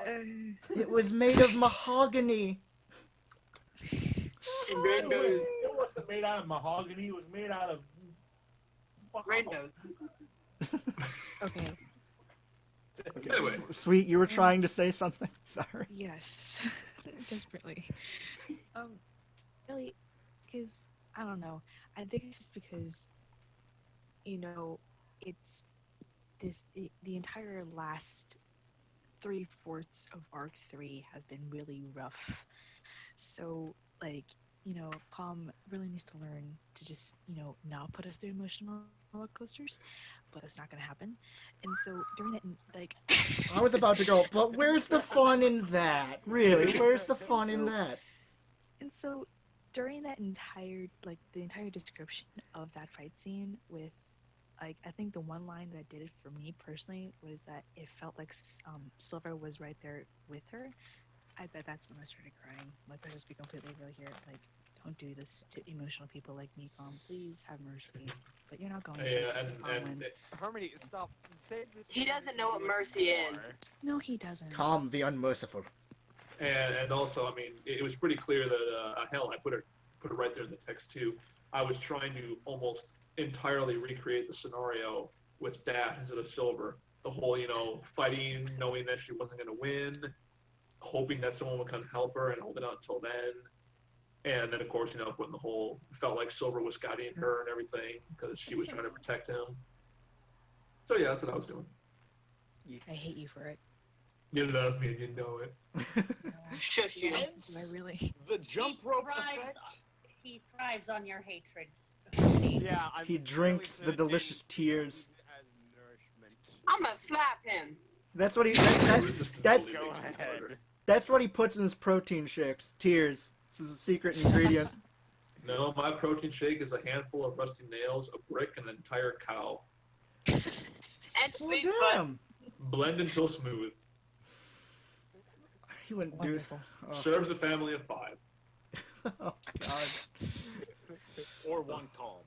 And or. One serves a family of 5 or one buff horse. All right. So Soarin saving Dash, and pretty much this encompasses, Soarin saving Dash and all the Wonder Bolts chasing after him, and everyone going after him, and Squad Foxtrot helping trying to get Dash to Fucking Soarin. shit. I was losing my shit at this point. I mean, that's what I said when Soarin went flying out the window. Took the damn words right out of my mouth. I was already freaking out really badly at this point, so when that happened, I started freaking out Oh yeah, more no. than I thought I when- ever freaked out. Fucking power outages over here. Oh Sorry. boy. Okay. Really. So did any of you notice what I did with that entire scene from the moment that Soarin launched? I'm Ugh. afraid to answer. I mean, There was literally one line of dialogue. oh, yeah, because When Mateo said we have to help her. After Oh, okay. that, I purposely purposely made it so that not a single word was spoken up to the point where. Yeah, because even Spitfire didn't say anything. She's kind of. Yeah, I described the entire thing instead of putting any dialogue in. I wanted the story. I was kind of going for that feeling, in movies when something drastic is happening and all dialogue goes silent, and maybe not much of a background soundtrack either. You just hear you just see the people charging or something. I was going for that feeling. So kind of like the bit from the opening scene of Saving Private Ryan, where the dude gets shell shocked. Yeah, more or less. Well, I mean, pretty much. It worked. That might have been Dash's reaction as well, because I mean, she saw and felt, the pain in her chest and Soarin, his horn freaking out. So at that point, she knew something was terribly wrong. So she might as well been in shell shock, and us as the readers as well, because we knew shit was about to go down. And then not only that, but what was the first line of dialogue after that entire silence? Whoopsie. Squeaking. As I said in my comment on in the thing, Ruin, you fucking dick waffle. You cheeky dick waffle. I thought Ruin's still fucking amazing. Thank you. He's a cheeky dick waffle. He has a dick, yes, and God only knows what he does to waffles. No. He's a douche rocket. Because his douchiness cannot be contained in a canoe. I was thinking more of a cock waffle. Oh my god. So he goes to the ass party. Oh. I'm just. What has happened? Everything. Drawing idea. I need to shut up. I'm gonna tape It's my. not you. Oh. It's not you. It's surprisingly not you. Okay. My mind decided to be an asshole. No, I'm gonna expect to get. I'm always wired to be an asshole. Always. I learned from the people around me sometimes. Cough, cough, calm, cough, cough, Jim, cough, Oh, cough. true. Oh, I'm not that bad. Bullshit! Okay, that I'm is guilty true. until proven guilty. Calm, I'm You're gonna guilty beat until you with an proven umbrella. You're innocent until you're proven guilty. I know he's not here, but can we bring up Hornet in this discussion because he's relevant? Yeah, Oh, he's thank God. also a bad influence, and I'm also probably going to expect an explicit image soon. Why I'm his second, I will probably. never understand. No. It's okay. Having Hornet, Easy, and I in the same place is a recipe for disaster. I must be No. there. I Just really need to no. witness that. No. Oh god, No. No one needs to see that. I want to do. see that. Everyone needs to see that. It'd be like a train crash. No. Okay, yes, where were we? Good. Okay, so Soarin's horn breaking, and Cue everyone freaking out. yeah, no, I honestly didn't. I mean, I kind of thought that things would have gotten so bad that maybe like he would just like give in to the dark magic and just say, you know what, fuck it, have my body just fuck up Nightshade. Nope, he got kicked in the face. Yes. Woo! I was like, oh. I was just like, oh god, no. That Kicked art- in the horn. That sounds painful. Ow! As To someone be that honest, I was grinning a little bit when I wrote that part because I know I've heard a lot of people say, oh, that's like a story arc ending event happening. But no, I did it several chapters earlier. Not only that, but I didn't have it happen on his own accord because somebody clearly stepped in. Because you're a cheeky dick waffle, Calm. Yes. cheeky dick waffle. And that art by Fox was great. That phrase more. I like that phrase. And you know me, my dramatic spacing and zooming in on the images, posting them 3 times in a row. Things that would never fly with a publisher, all that jazz. Asshole! I was just like scrolling, like, okay, it's his eye, something bad's happening. Okay, where is it? There we go. I'm like, gotta keep scrolling. Okay, good, nice image. That's obviously Fox's art. Okay, and he's zooming out a bit more. I'm just like, just post the image already. Get on with it. Oh my god! When I was reading this to Penny, the quote that kept going was, I am not nearly drunk enough for this shit. Yeah, no, he kept repeating it over, and I'm like, am I gonna have to make this a fucking image? Oh god. We were both freaking out and being fanboy and fangirl. Don't deny it, Jim. Oh, no. That makes me happy. Who the fuck's anything about denying? I know, but still. Jesus. Okay, goddamn. Hey. And then Discord being unable to stop it with his magic, which I mean, you know, Discord is the god of chaos, and I assume has been around or is part of the universe or existence itself, and not being able to stop someone, you know, a unicorn who is just insanely strong. And I was like, oh. Oh no. You guys skipped something. Wait, I did? No, Soarin. Oh, wait, no. What? No, The little conversation that took place in Soren's head. I thought that was after. Nope. That was. Oh, wait. Come. For crying Oh out loud, shit! this is Never your mind. story. Never mind. I'm thinking about the second part where Discord speaks. Never mind. Keep going. Yeah, okay, all right. Yeah, because we're talking about the part where he sets up the. I know how it works. It's okay. Okay. And No. reverse puberty. So much on. Tom, you have used me to fact check yourself. I'm sorry, I don't believe you. No, this is very true. I have asked people in the past. Do you remember when I did this? Could you find that for me? Yeah. Do you I remember remember what asking for references of certain characters. Don't you have like a Bible or something of your story where all that's like in your outline? The major outline is only a skeleton. I have to put each of them with lines that are, you know, go side by side with every chapter. So I literally have 144 chapter outlines also. It doesn't really help me that much. Jesus, how do you do it? He's buff. He's a horse. That still leaves so many questions and not enough answers. He's My calm brain is wind. biceps Human. too. He's I calm don't wind. think he's human. He's just No, one. he's a horse. He's just one big buff muscle in the shape of a horse. Yeah. I'm a fighter jet made of biceps. Oh God. Oh god.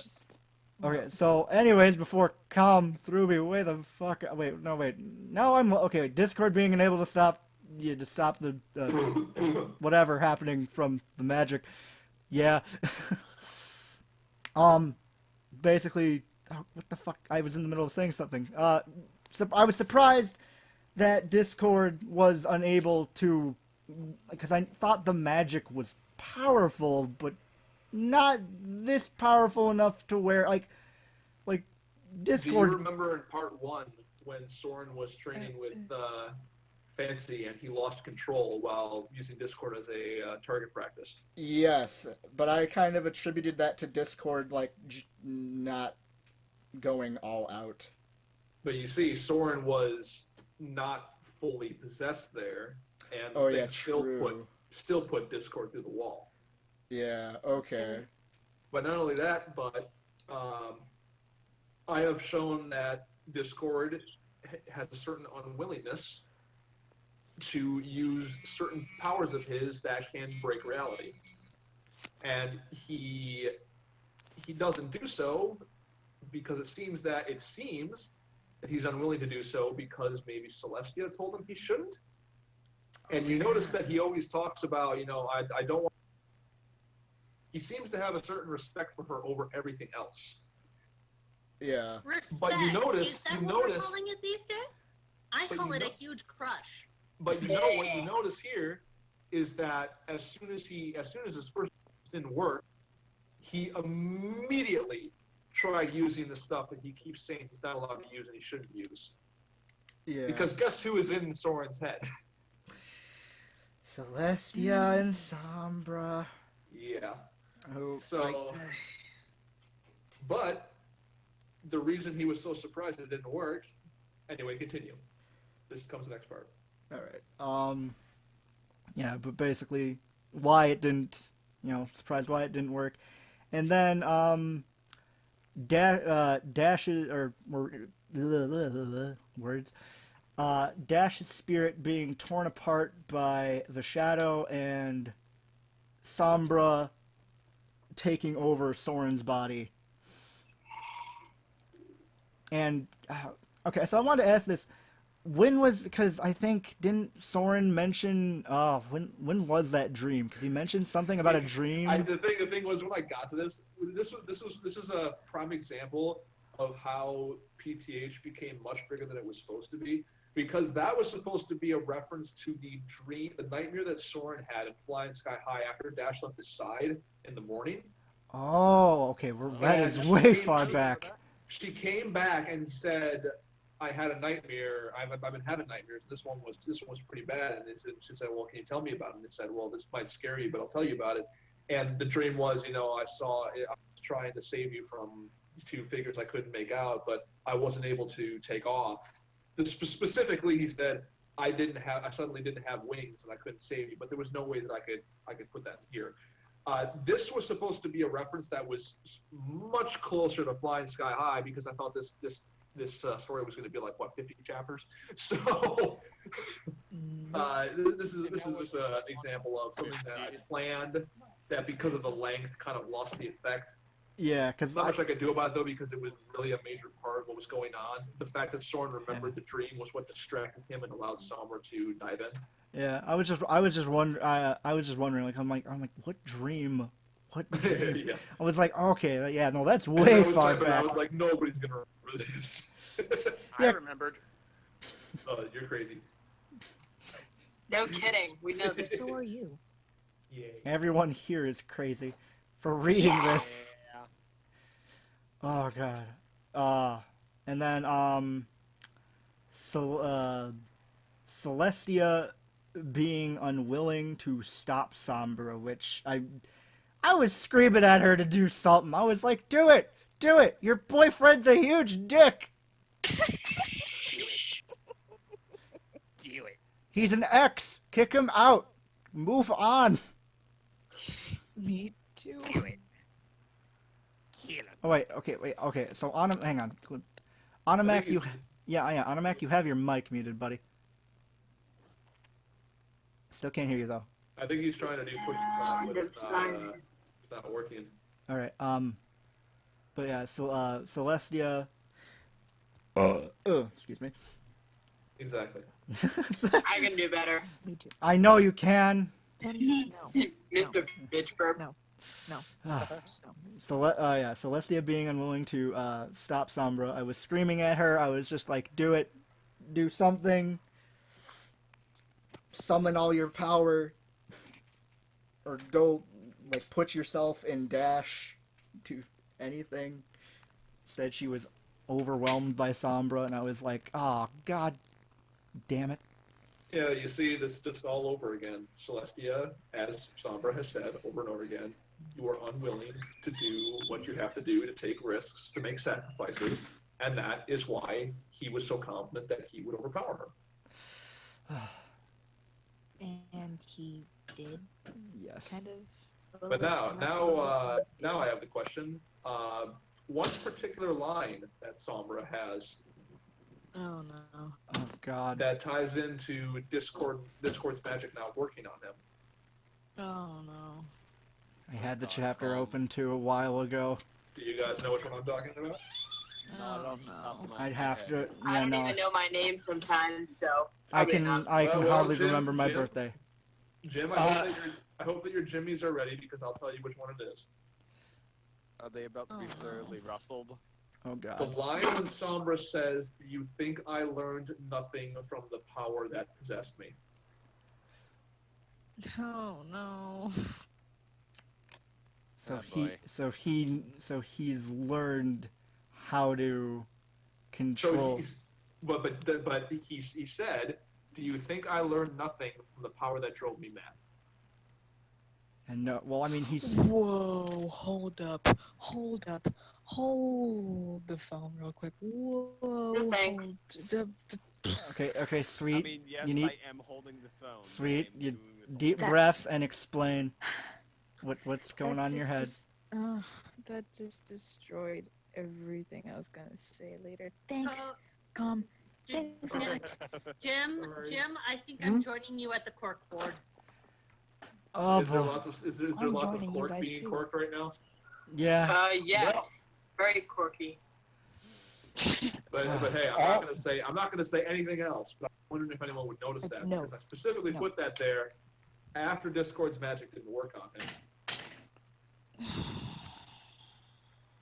Oh wait. Thank you, Calm. Just go sit in the corner. Think about what you did. Okay. I'll give you a dunce hat the color of Bigfoot.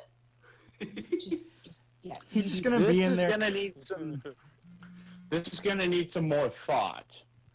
But And lots more cork.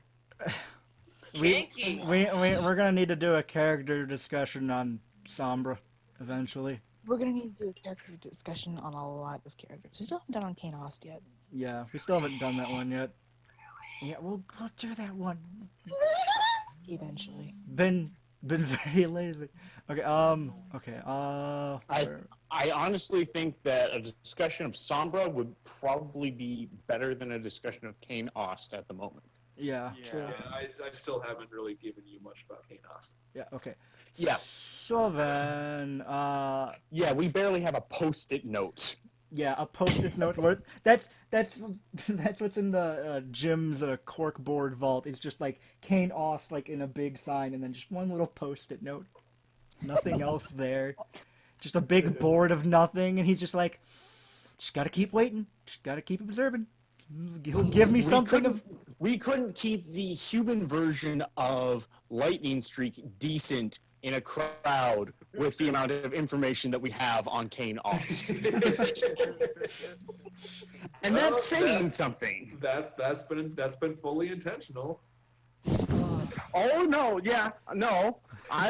Believe me, I know. When you drop hints. There will be when I drop a squeaky hammer on everyone, and it's all gonna make sense. 2 years later. Oh god, no, I don't know if I can handle another 2 years.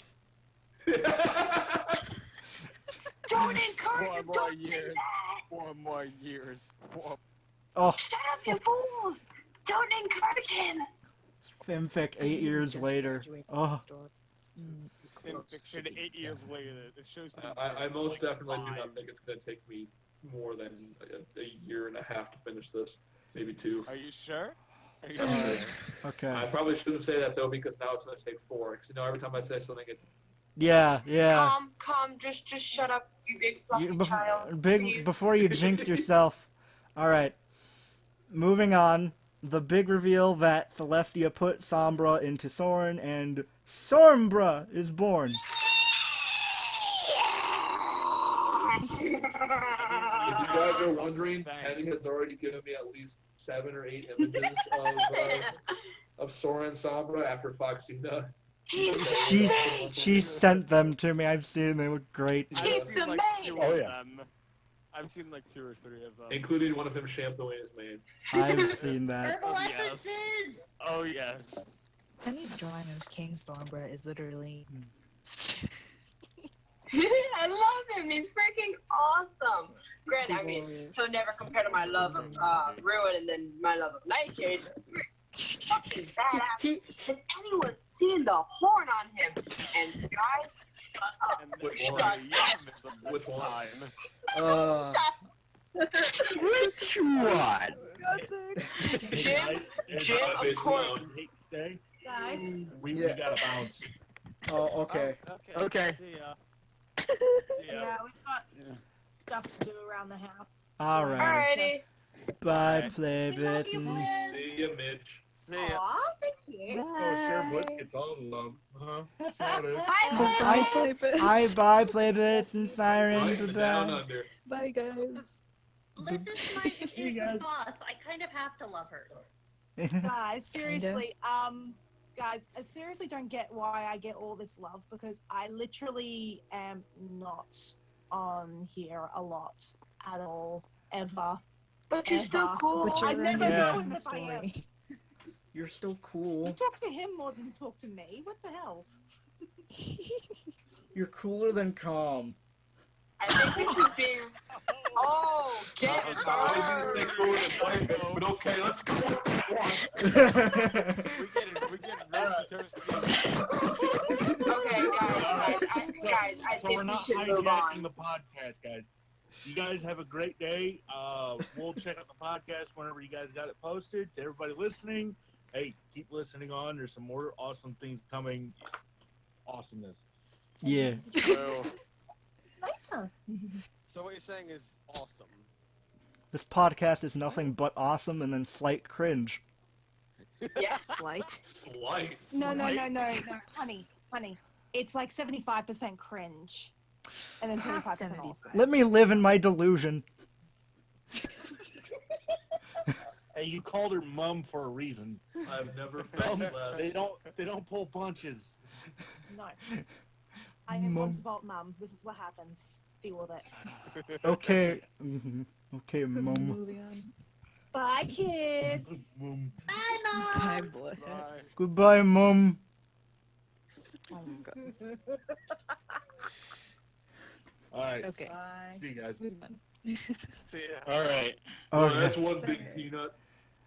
Okay. Now, where the hell Moving were we? on. Okay, so we. Sornbra. Sornbra. Oh, wait, no. If any of you guys saved the image that Foxina drew, you just see what she named it. No. Wait. She named it Super Saiyan Soarin. Oh God. And that's fitting because I will admit my Dragon Ball Z writing tendencies have been coming out pretty hard these past few chapters. Yeah, either that. I'm surprised Only no the one. past few. Yeah. Wait. Either that, somebody would always compare it to like goddamn Naruto, or I think I saw Oh, one. there was a reason I had Surprise crack that joke at the end of Flying Sky. I had pointed at Lightning Streak and saying, like, if you just had your hair look like this, it would have been a perfect parody. Oh God. Anyway, yes. Continue. All right, I think we covered the Sombra. Okay. I think we covered the Sombra part. Now we're gonna get into the fun part, the theories. Okay, so Jim. Okay, well, Jim. Okay, yeah. So I'm just gonna remove that one, and now we're gonna talk about Ruin and how he's possibly older, and he's not. Well, he's not in it just for the shits and giggles, because it seems that he obviously has a plan. What the flying fuck, Animak? Okay. So, unfortunately, due to the power going out at my house, and now me being transferred to my phone. Oh well, Jim, we are at the theory part, and we are discussing. Yeah. We are discussing Ruin being older than he appears and having a connection with Silver and Blizzard Strike. So yeah, I'm just gonna start in with my Ruin tidbit. Okie dokie. Here we go. So, I don't know if anybody noticed in the past few things of all the little idiosyncrasies about our favorite red and white stallion. He came out of nowhere, and Descent said, I mostly ignored him. Okay. Nobody has a clear explanation of where he came from. Now, again, earlier in this fight, when he was talking to Rainbow Dash, he reminded me very much of Q. Now, I'm sure there's another character that comes to mind when a lot of us bronies think of Q. Yes. Discord. So What has been my overarching prevailing theory about Twister? that he is a part of Discord. Is it in Discord? That he- Shush from the peanut gallery. PlayBitz isn't here. No, go back to your corner. Okay. All right, so yeah, I have gone over this theory dozens and dozens of times, but the piece that I was missing for the longest time was a direct link between Sombra, Discord, and Celestia. But We now have that. Okay. Now that we have confirmed that the blue magic and the yellow magic and Discord are all, they have a history, they have a past, and we largely know that past.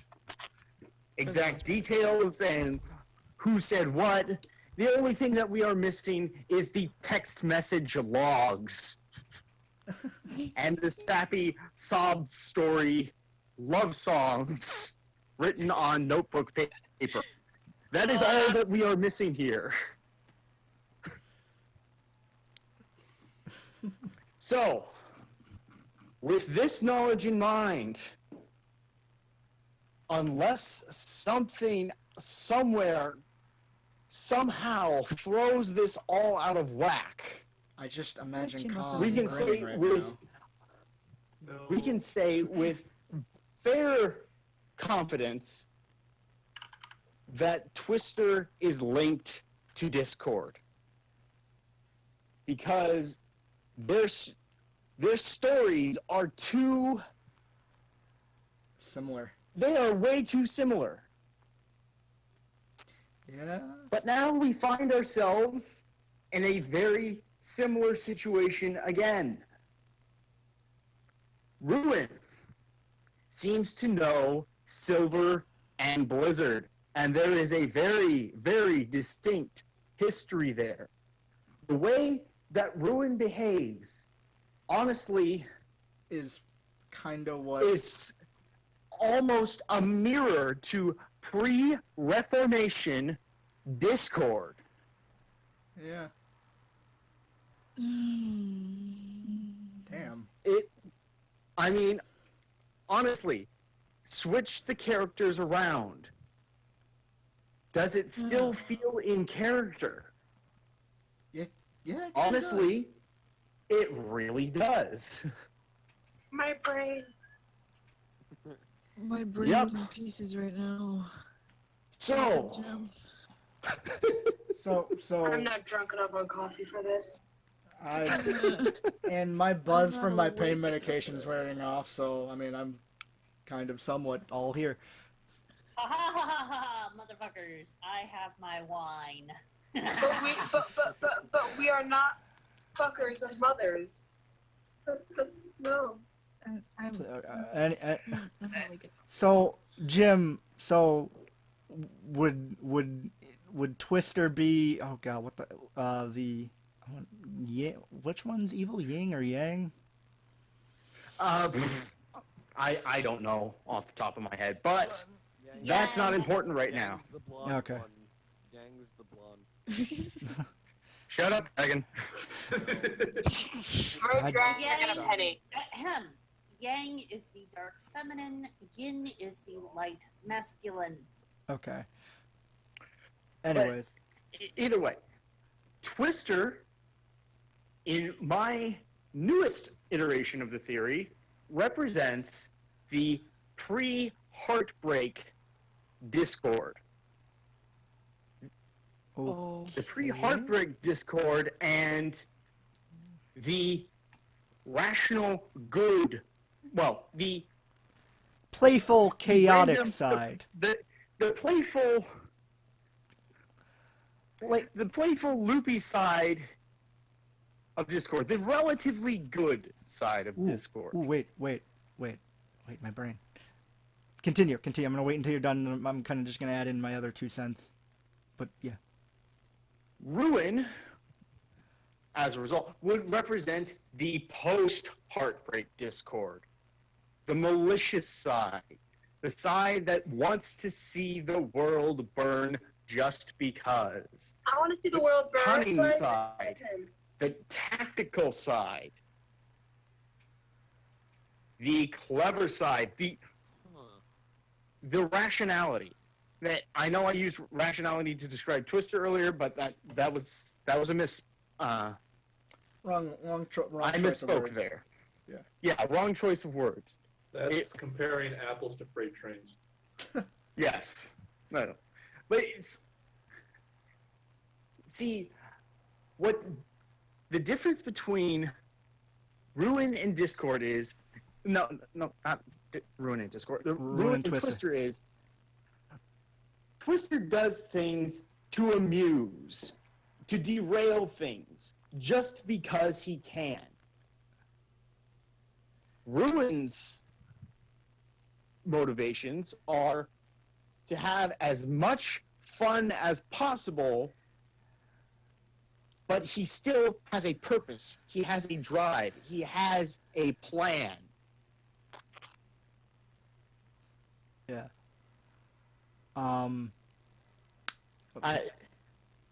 Okay. Animak, are you still having issues? No, you still having issues. There are a few more little pieces here and there that I still need to hammer out in detail at my desk, but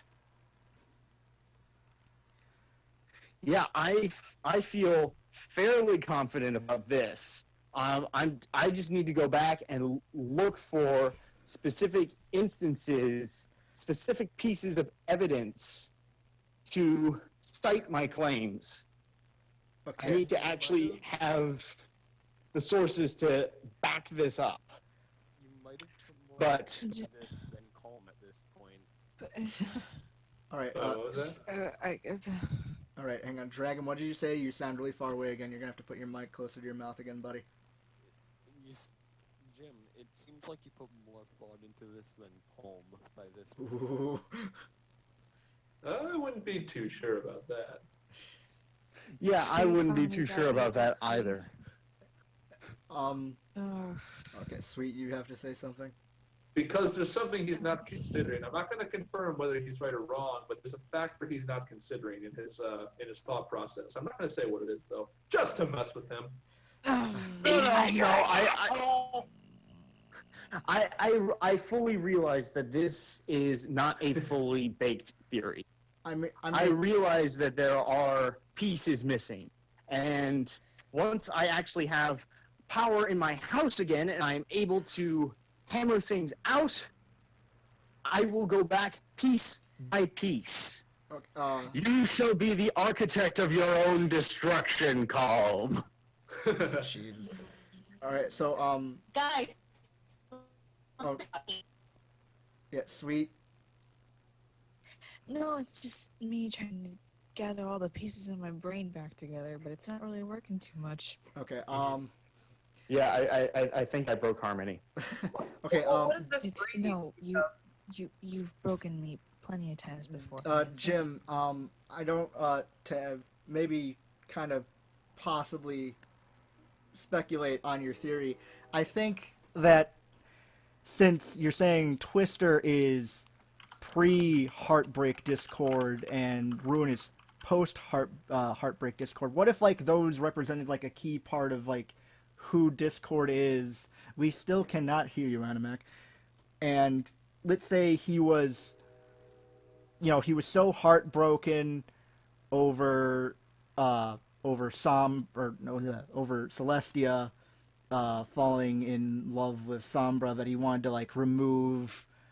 He wanted to remove the pre-heartbreak that he felt, or all the happy emotions that he felt beforehand. So he took a part of himself and removed it, and then somehow that blob of him became Twister.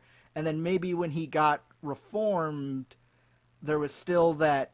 Well, not when he got reformed. When he got brought back out to help Blizzard and Silver, there was still that hatred. So maybe he possibly removed that part of himself then. Oh, like I see where you're going with this. I'm gonna alter that second part of it. Yeah. When when he broke free and all the chaos he caused, all the games he played with Blizzard and Silver, Yeah. when Blizzard died, he didn't know what to do with that part of himself. So, again, he cast it away and purged it from his memory. Yeah. So he doesn't remember doing this. Yeah. And then that And so, energy or whatever it is, part of himself grew into ruin. yes. Yes, I totally agree with that. And you know what? The timeline fits. The timeline actually fits incredibly well.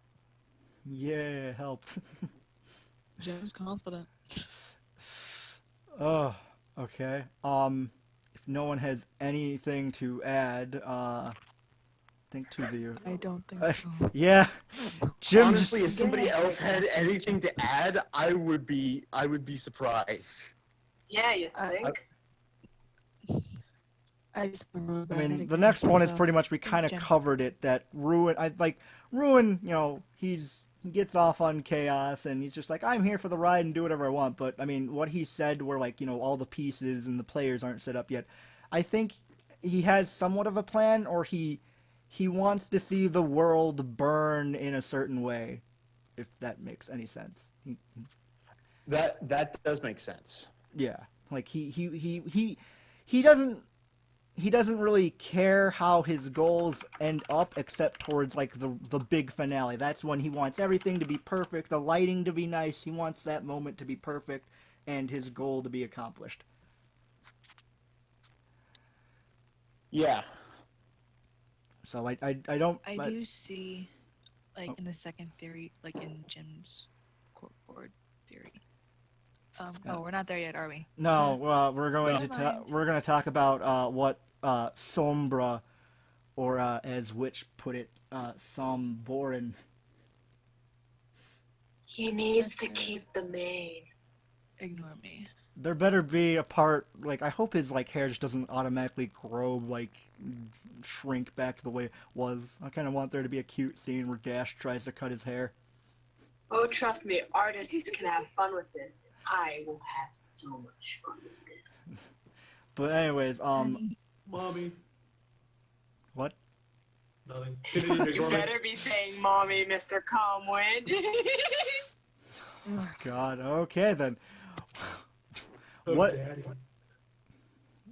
Okay. I'm just like, okay. What Sombra will do with his newfound freedom? Like, you know, if he manages to get away from everyone else. Probably, I mean, I could just imagine him going to the Crystal Empire, getting there before they'd. He just shows up in front of in like, you know, going through the castle through the main gate, and, you know, Cadence or maybe Shining Armor shows up, and he's like, well, wait, what are you doing here? And he's like, oh, did you honestly expect from me to enter my own home through the back door? And he could take over the Crystal Empire again. Yes. However, there's another factor at play here. Kane Ost. Ooh, okay. Remember, back in Flying Sky High, Kane Ost contracted the Shadow Bolts to get Soaring. Yes. Now knowing what we know about what was inside Soarin, I think we can be pretty confident that it wasn't Soarin Kane Ost was after, but Sombra. Mm-hmm. Yeah. So now we need to ask ourselves, why? Yeah, and who would want that? But Well, I mean, who would want that? That's hard to say because we don't have a lot of players as far as that goes. We are missing too many pieces there. But what we can do is build a profile of this subject so that when more players are introduced, we can compare it to this profile we've created. Okay. I have so many what ifs running in my mind right now. Well, I mean, oh my gosh. Well, all we know about his Kane Aust is that when he appeared in front of Nightshade, he really had no physical corporeal. Is that what I'm looking for? I just Form. Well, see, that could be a number of different things. That could just simply be a communication spell. That could be just some sort of talisman that allows him to do that. It could be, he could actually be that form. Oh, we have no idea. Oh my gosh. But what's one reoccurring theme that has bounced around this entire story? The Black Dragons. I heard something from comms in.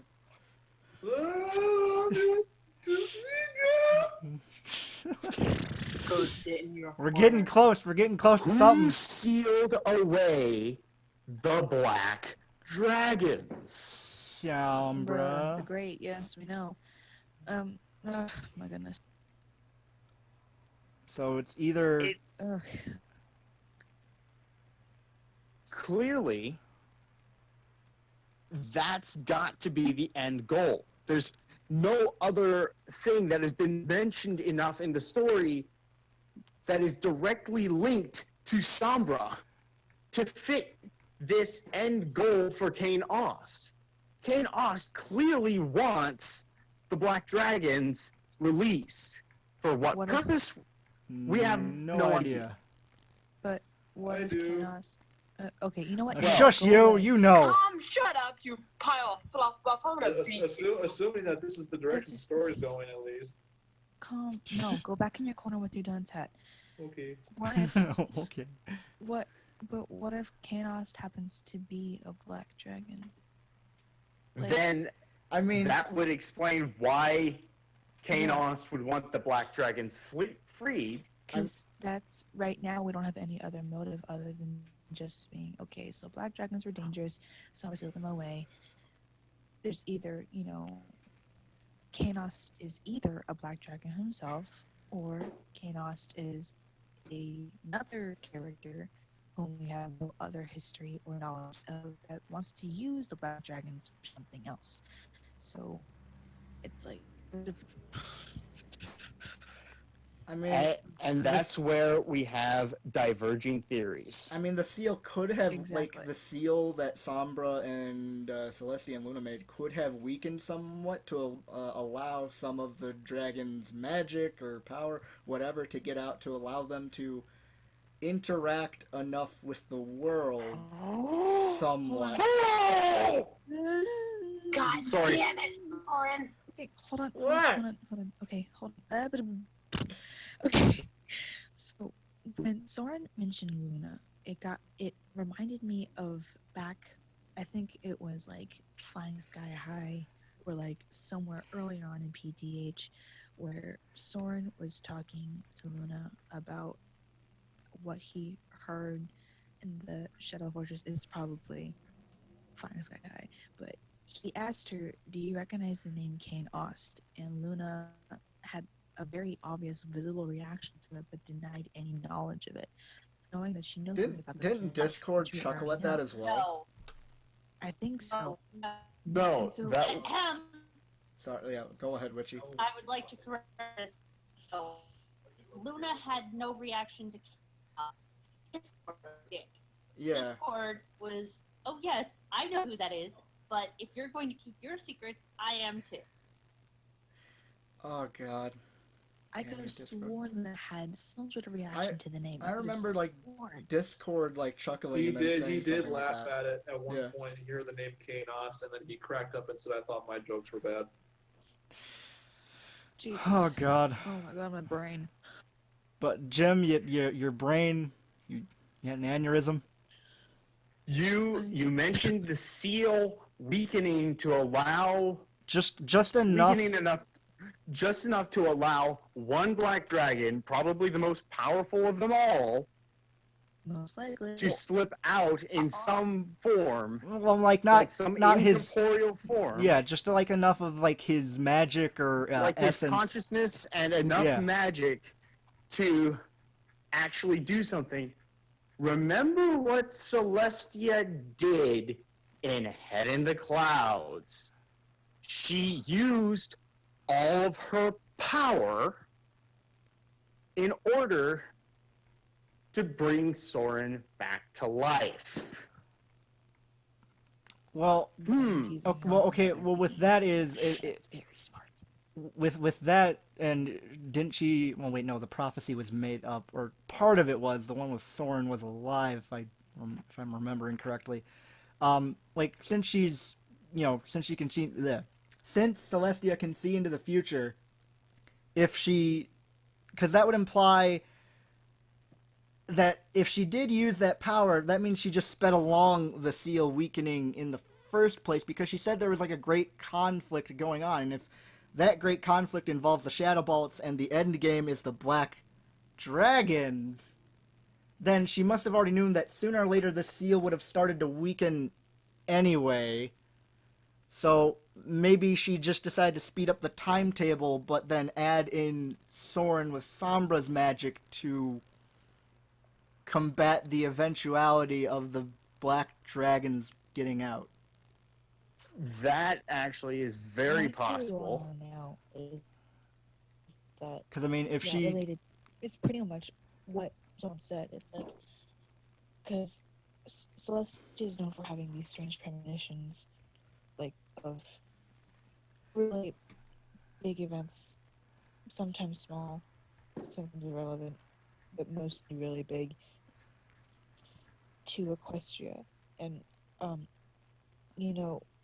if this seal of Sombra's happened to weaken over wherever the hell he sealed the Black Dragons, and her premonition was about, either the Black Dragons being freed by the Shadow Bolts or just being free and regardless, I guess she knew that, and she needed to find out for Sombra, so that way, whenever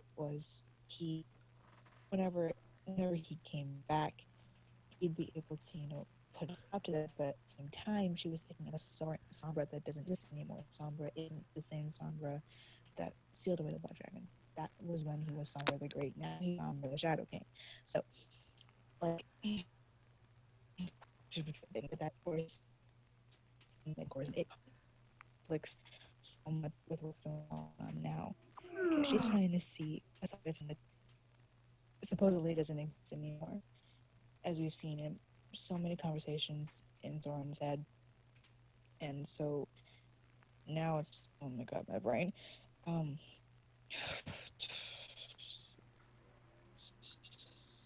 Yeah, I don't know where I'm going with this anymore. You get my idea, right? Please tell me someone understands where I'm coming from. I mean, yeah, I understand.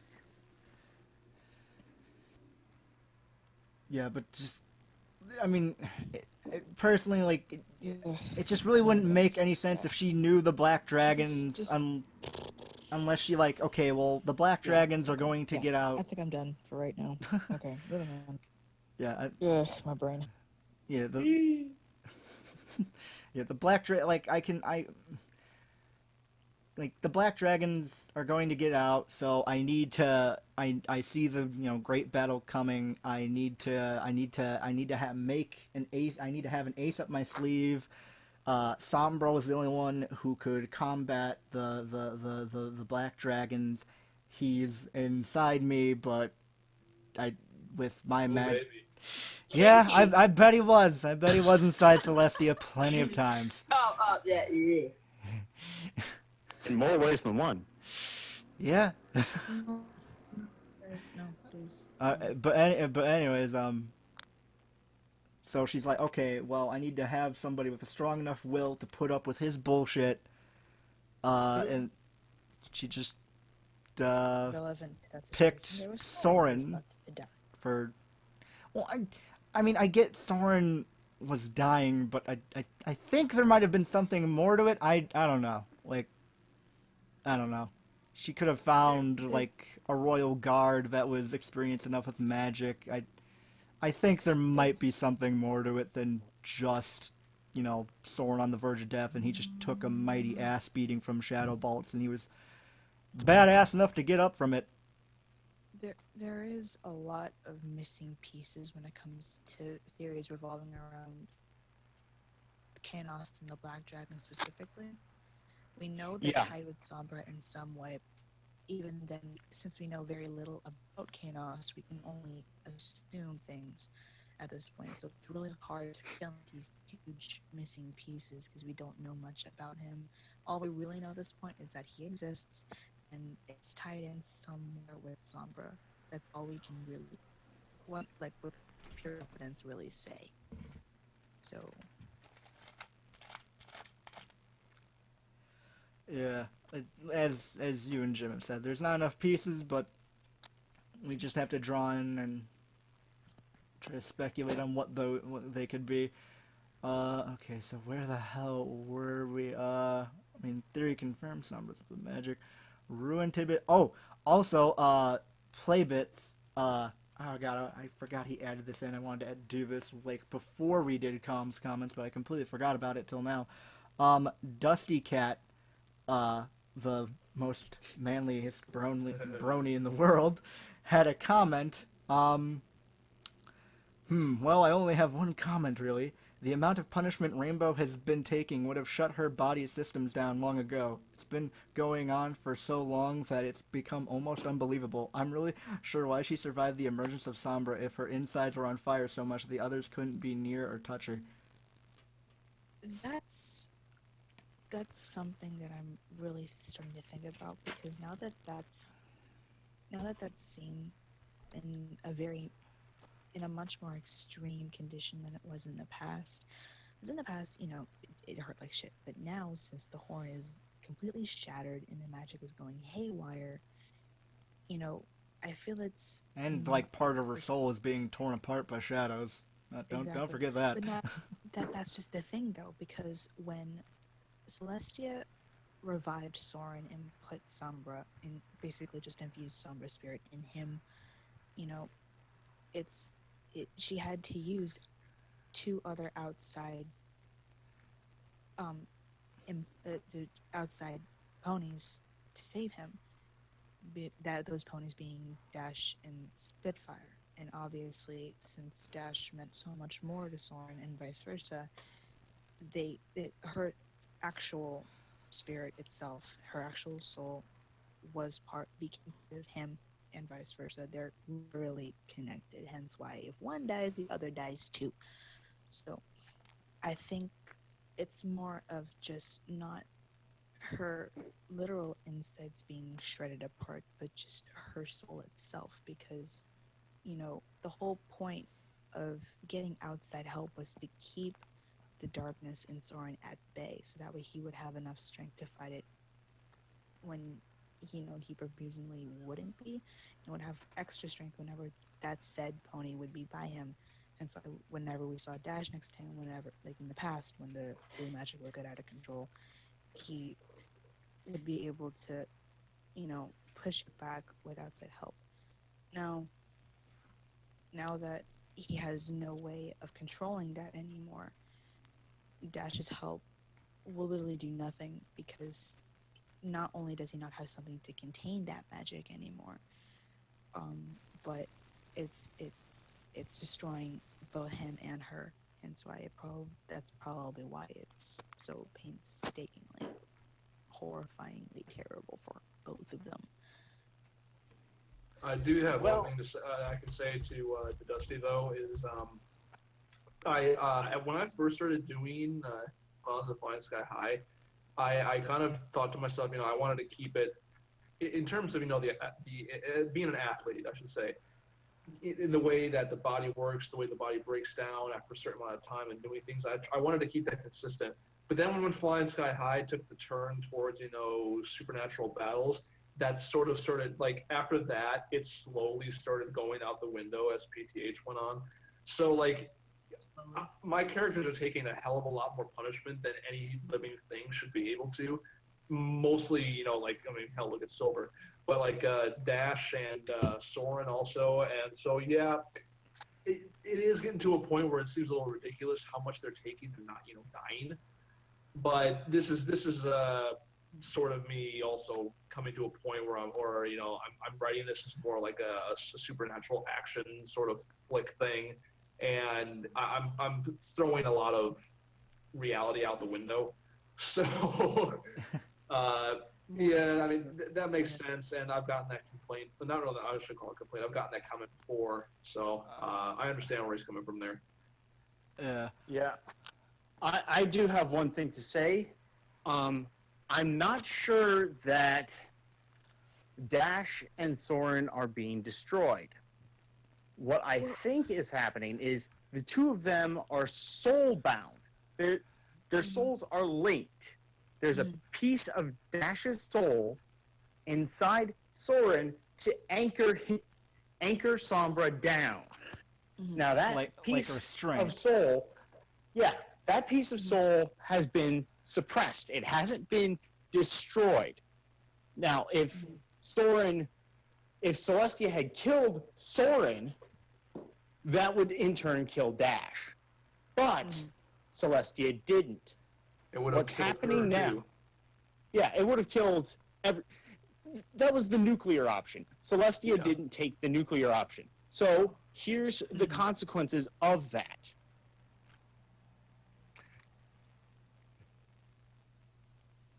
Celestia is not Celestia. Rainbow Dash is being pulled down into the darkness with Soarin.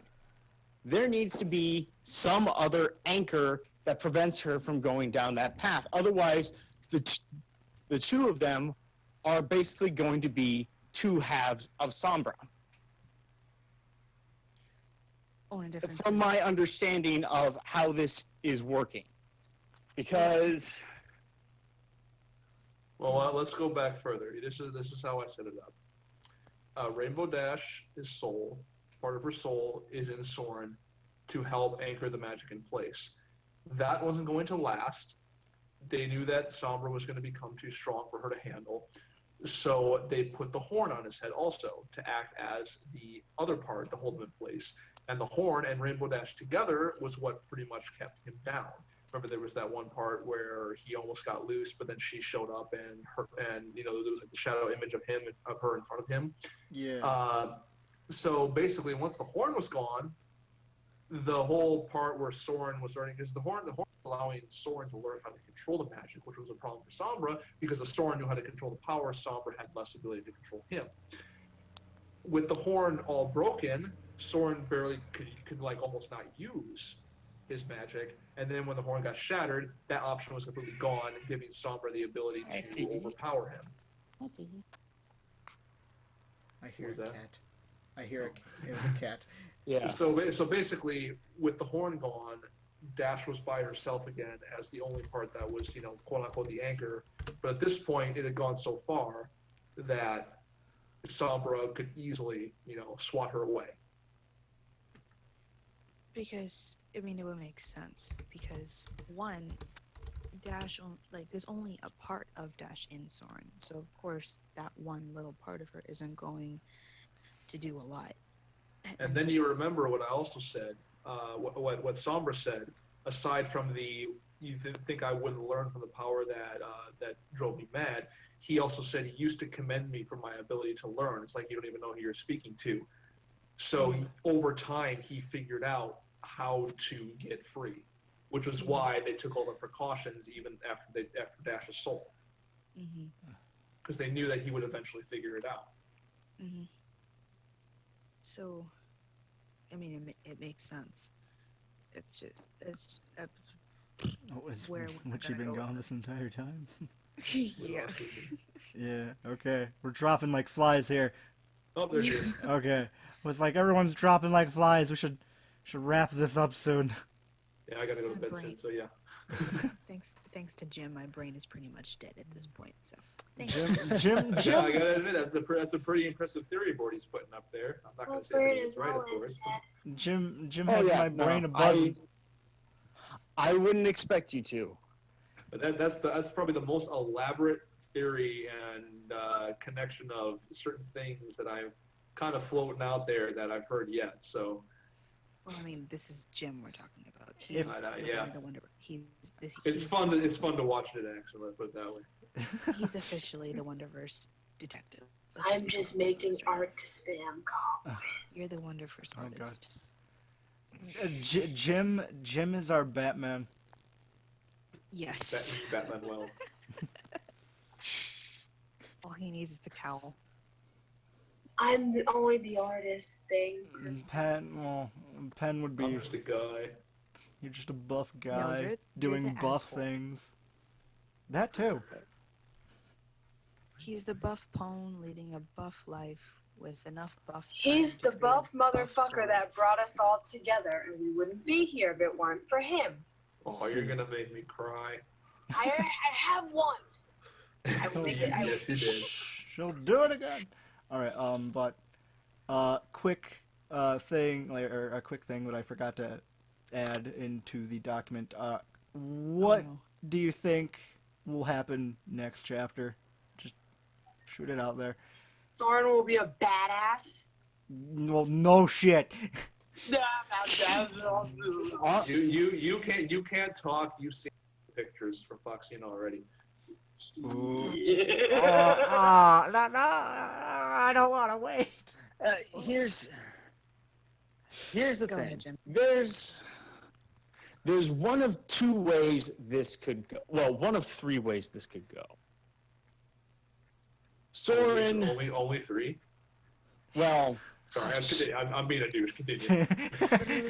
No, just go three back. basic scenarios with details shuffled between the three.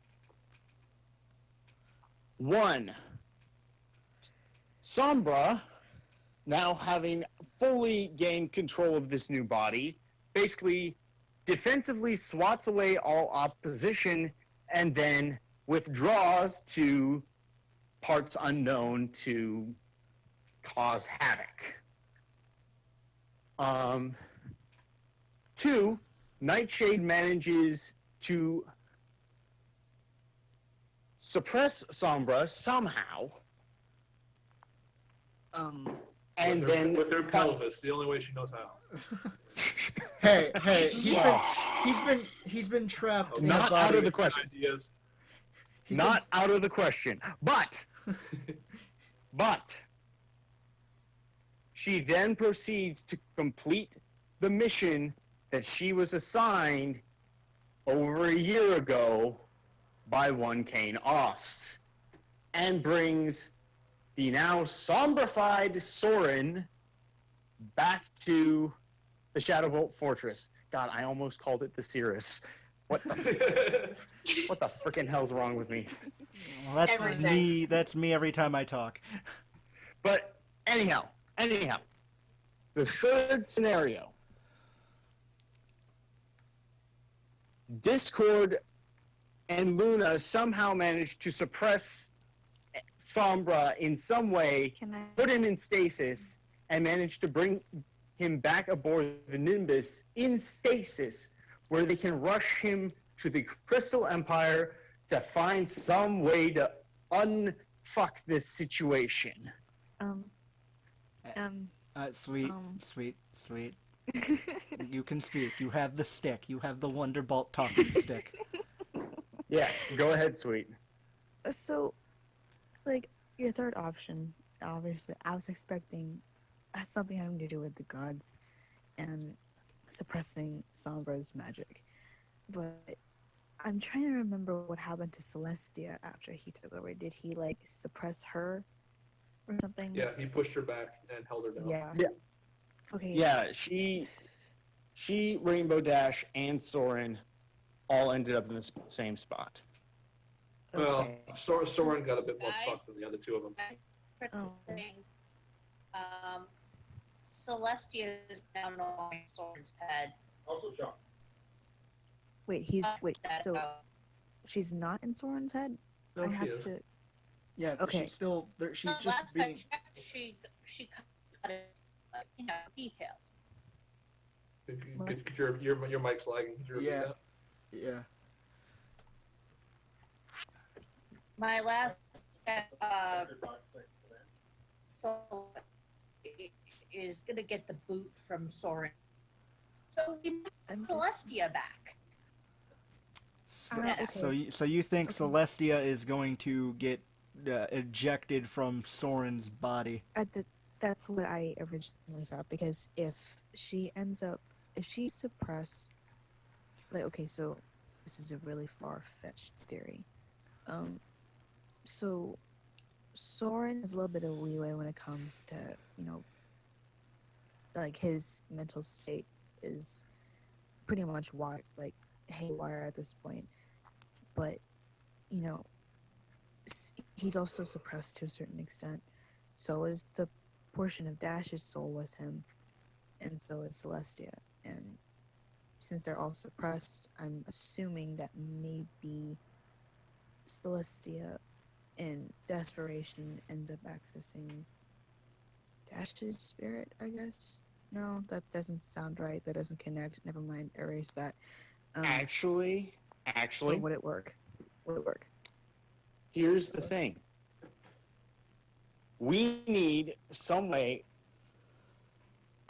unless Rainbow Dash and Soarin end up going down the same path, and then basically the last quarter of the story is all the other characters trying to get Rainbow Dash and Soarin back. Oh, jeez. We need some way to anchor Rainbow Dash and prevent her from slipping down the same path. Oh, here we go again. But there's nothing inside of her. Yeah. Calm, go back to your corner. There's nothing inside of her yet. That's exactly. Oh, behave. Yankee. So. Not remotely what I meant. Remotely, eh? No. Oh, no, God. No. Okay, hold on. Let me think here. Okay. Tuck your joystick, Calm. Oh my God. All right. Okay. We're all having a good time, but I'm just letting you know this has officially become the longest podcast ever because we're 2 hours and 31 minutes in. So, I mean, just saying, y'all sound like you gotta go to bed, so maybe if we could, Well, actually, I'm going to have to stay up to make sure that this power situation unfucks itself, so... Okay, well, I'm going to be up a while. We got a bit of time, but, I'm just trying to be quiet is all. But anyways, it's... Okay, hold on. So, I only had two things revolving around Celestia. It's one, Celestia somehow gets ejected from Soarin and comes back, like, physically, like, in that, like, either, like, back in Camelot, or, like, in the castle, or, like, here at this actual battle scene. Everyone freaks out. Luna and Discord are questioning why she's there, what the hell happened, blah, blah, blah. Everyone's questioning, and all she can think about is, stop this madman. Or, the alternative, which I mentioned earlier, Celestia somehow accesses Rainbow Dash through the spirit, through the part of her soul that's with Soarin, and ends up combating Sombra, that's what we called him, right? Sombra, that way. Yeah. Or it's just, but then again, I'm trying to see how that works because Dash is currently suffering, literally, spiritually suffering, literally spiritually suffering right now, and or I don't know if like Celestia accessing her itself would balance that out and make her, physically functional again, or something. I actually drew a picture of Celestia, it's like how everyone knows Sombra corrupted Soaring. Yeah, I basically did a drawing with Celestia's soul in Dash. She's a pretty alicorn. I need to save that. pretty rainbow Alex. I don't feel like coloring it now. I'm a lazy fuck. I have other things to do. Alright, I don't care. I just want to see it. okay, Anyways. But yeah, that's pretty much all I got at this point. Like, that's just really Are we the done only yet? two ways for me. Yes, we are done. I was gonna ask Witchy if you had any thoughts on how the next chapter would go. I already added in the whole Celestia coming back thing, so I'm done. You're good. Alright, and Jim... Dragon already left. Yeah, and Jim pretty much took the words right out of my mouth, so, I think we're good here. Unless, Jim, you have something final to add. No, the Jim guns have finally fell silent. Okay. God. Alright. All is quiet on the Eastern Front. Okay. Can I say what I think's gonna happen in the next chapter? You already know what's gonna happen. Go back into the You will corner. say what's gonna happen in the next chapter. In the next chapter. Mom, I'm going to beat you when I see you again. I mean, if you just want to spoil it, go ahead. Just spoil what's gonna happen. Okay, they all sit down at a table and have tea. That sounds very Go lovely. sit in your corner and you fucking stay put. Pen, draw everybody having tea with Sombra, and he's in a pretty dress. I will do that later, but I am currently doing something from this chapter, yes, because I can. Alright, well, this has been the 13th episode of the Wondercast. I'm your host, Soarin, and let's say goodbye to all the wonderful people. What the hell have gotten yourself into? I don't know. Why did I come up with this idea to do this thing? I will never understand. I am not. Soarin, now you know how what have I got myself into? I don't like it. I don't like it at all. Yes, you do. You like it. Oh, don't tell me my You own love truth. us. Trust me. Soren, you like it. I'll be good. Don't hurt me. I bruise easily. But Yes, your crippled queen says obey her. all right. But anyway, I want to thank everybody for joining me tonight. I want to, thank everybody for watching. And let's have a proper send-off. So, well, no, wait. Well, Dragon Eye, if you're watching, thanks for joining. I know you had to go to bed. Animak had technical difficulties. And, PlayBitz. yeah, PlayBitz had to go, so hopefully you'll see the Dusty Cat comment that Com responded to. So anyways, this is Soarin signing off, and joining us tonight was Penumbra Glow. And as the words of my master, Takantu, I also fucking knew it! Sweet Harmony. Just, can someone help me reassemble my brain, please? No. I'll help. Please. They won't. And the I'm gonna need captain it. and the captain of the Troll Squad, Witching Hour. You all fucking knew it. We called it ages ago. We're done. Now stop the recording, Soren. And be wait, happy. and the surprise guest, Buff Horse himself. I hear you existing.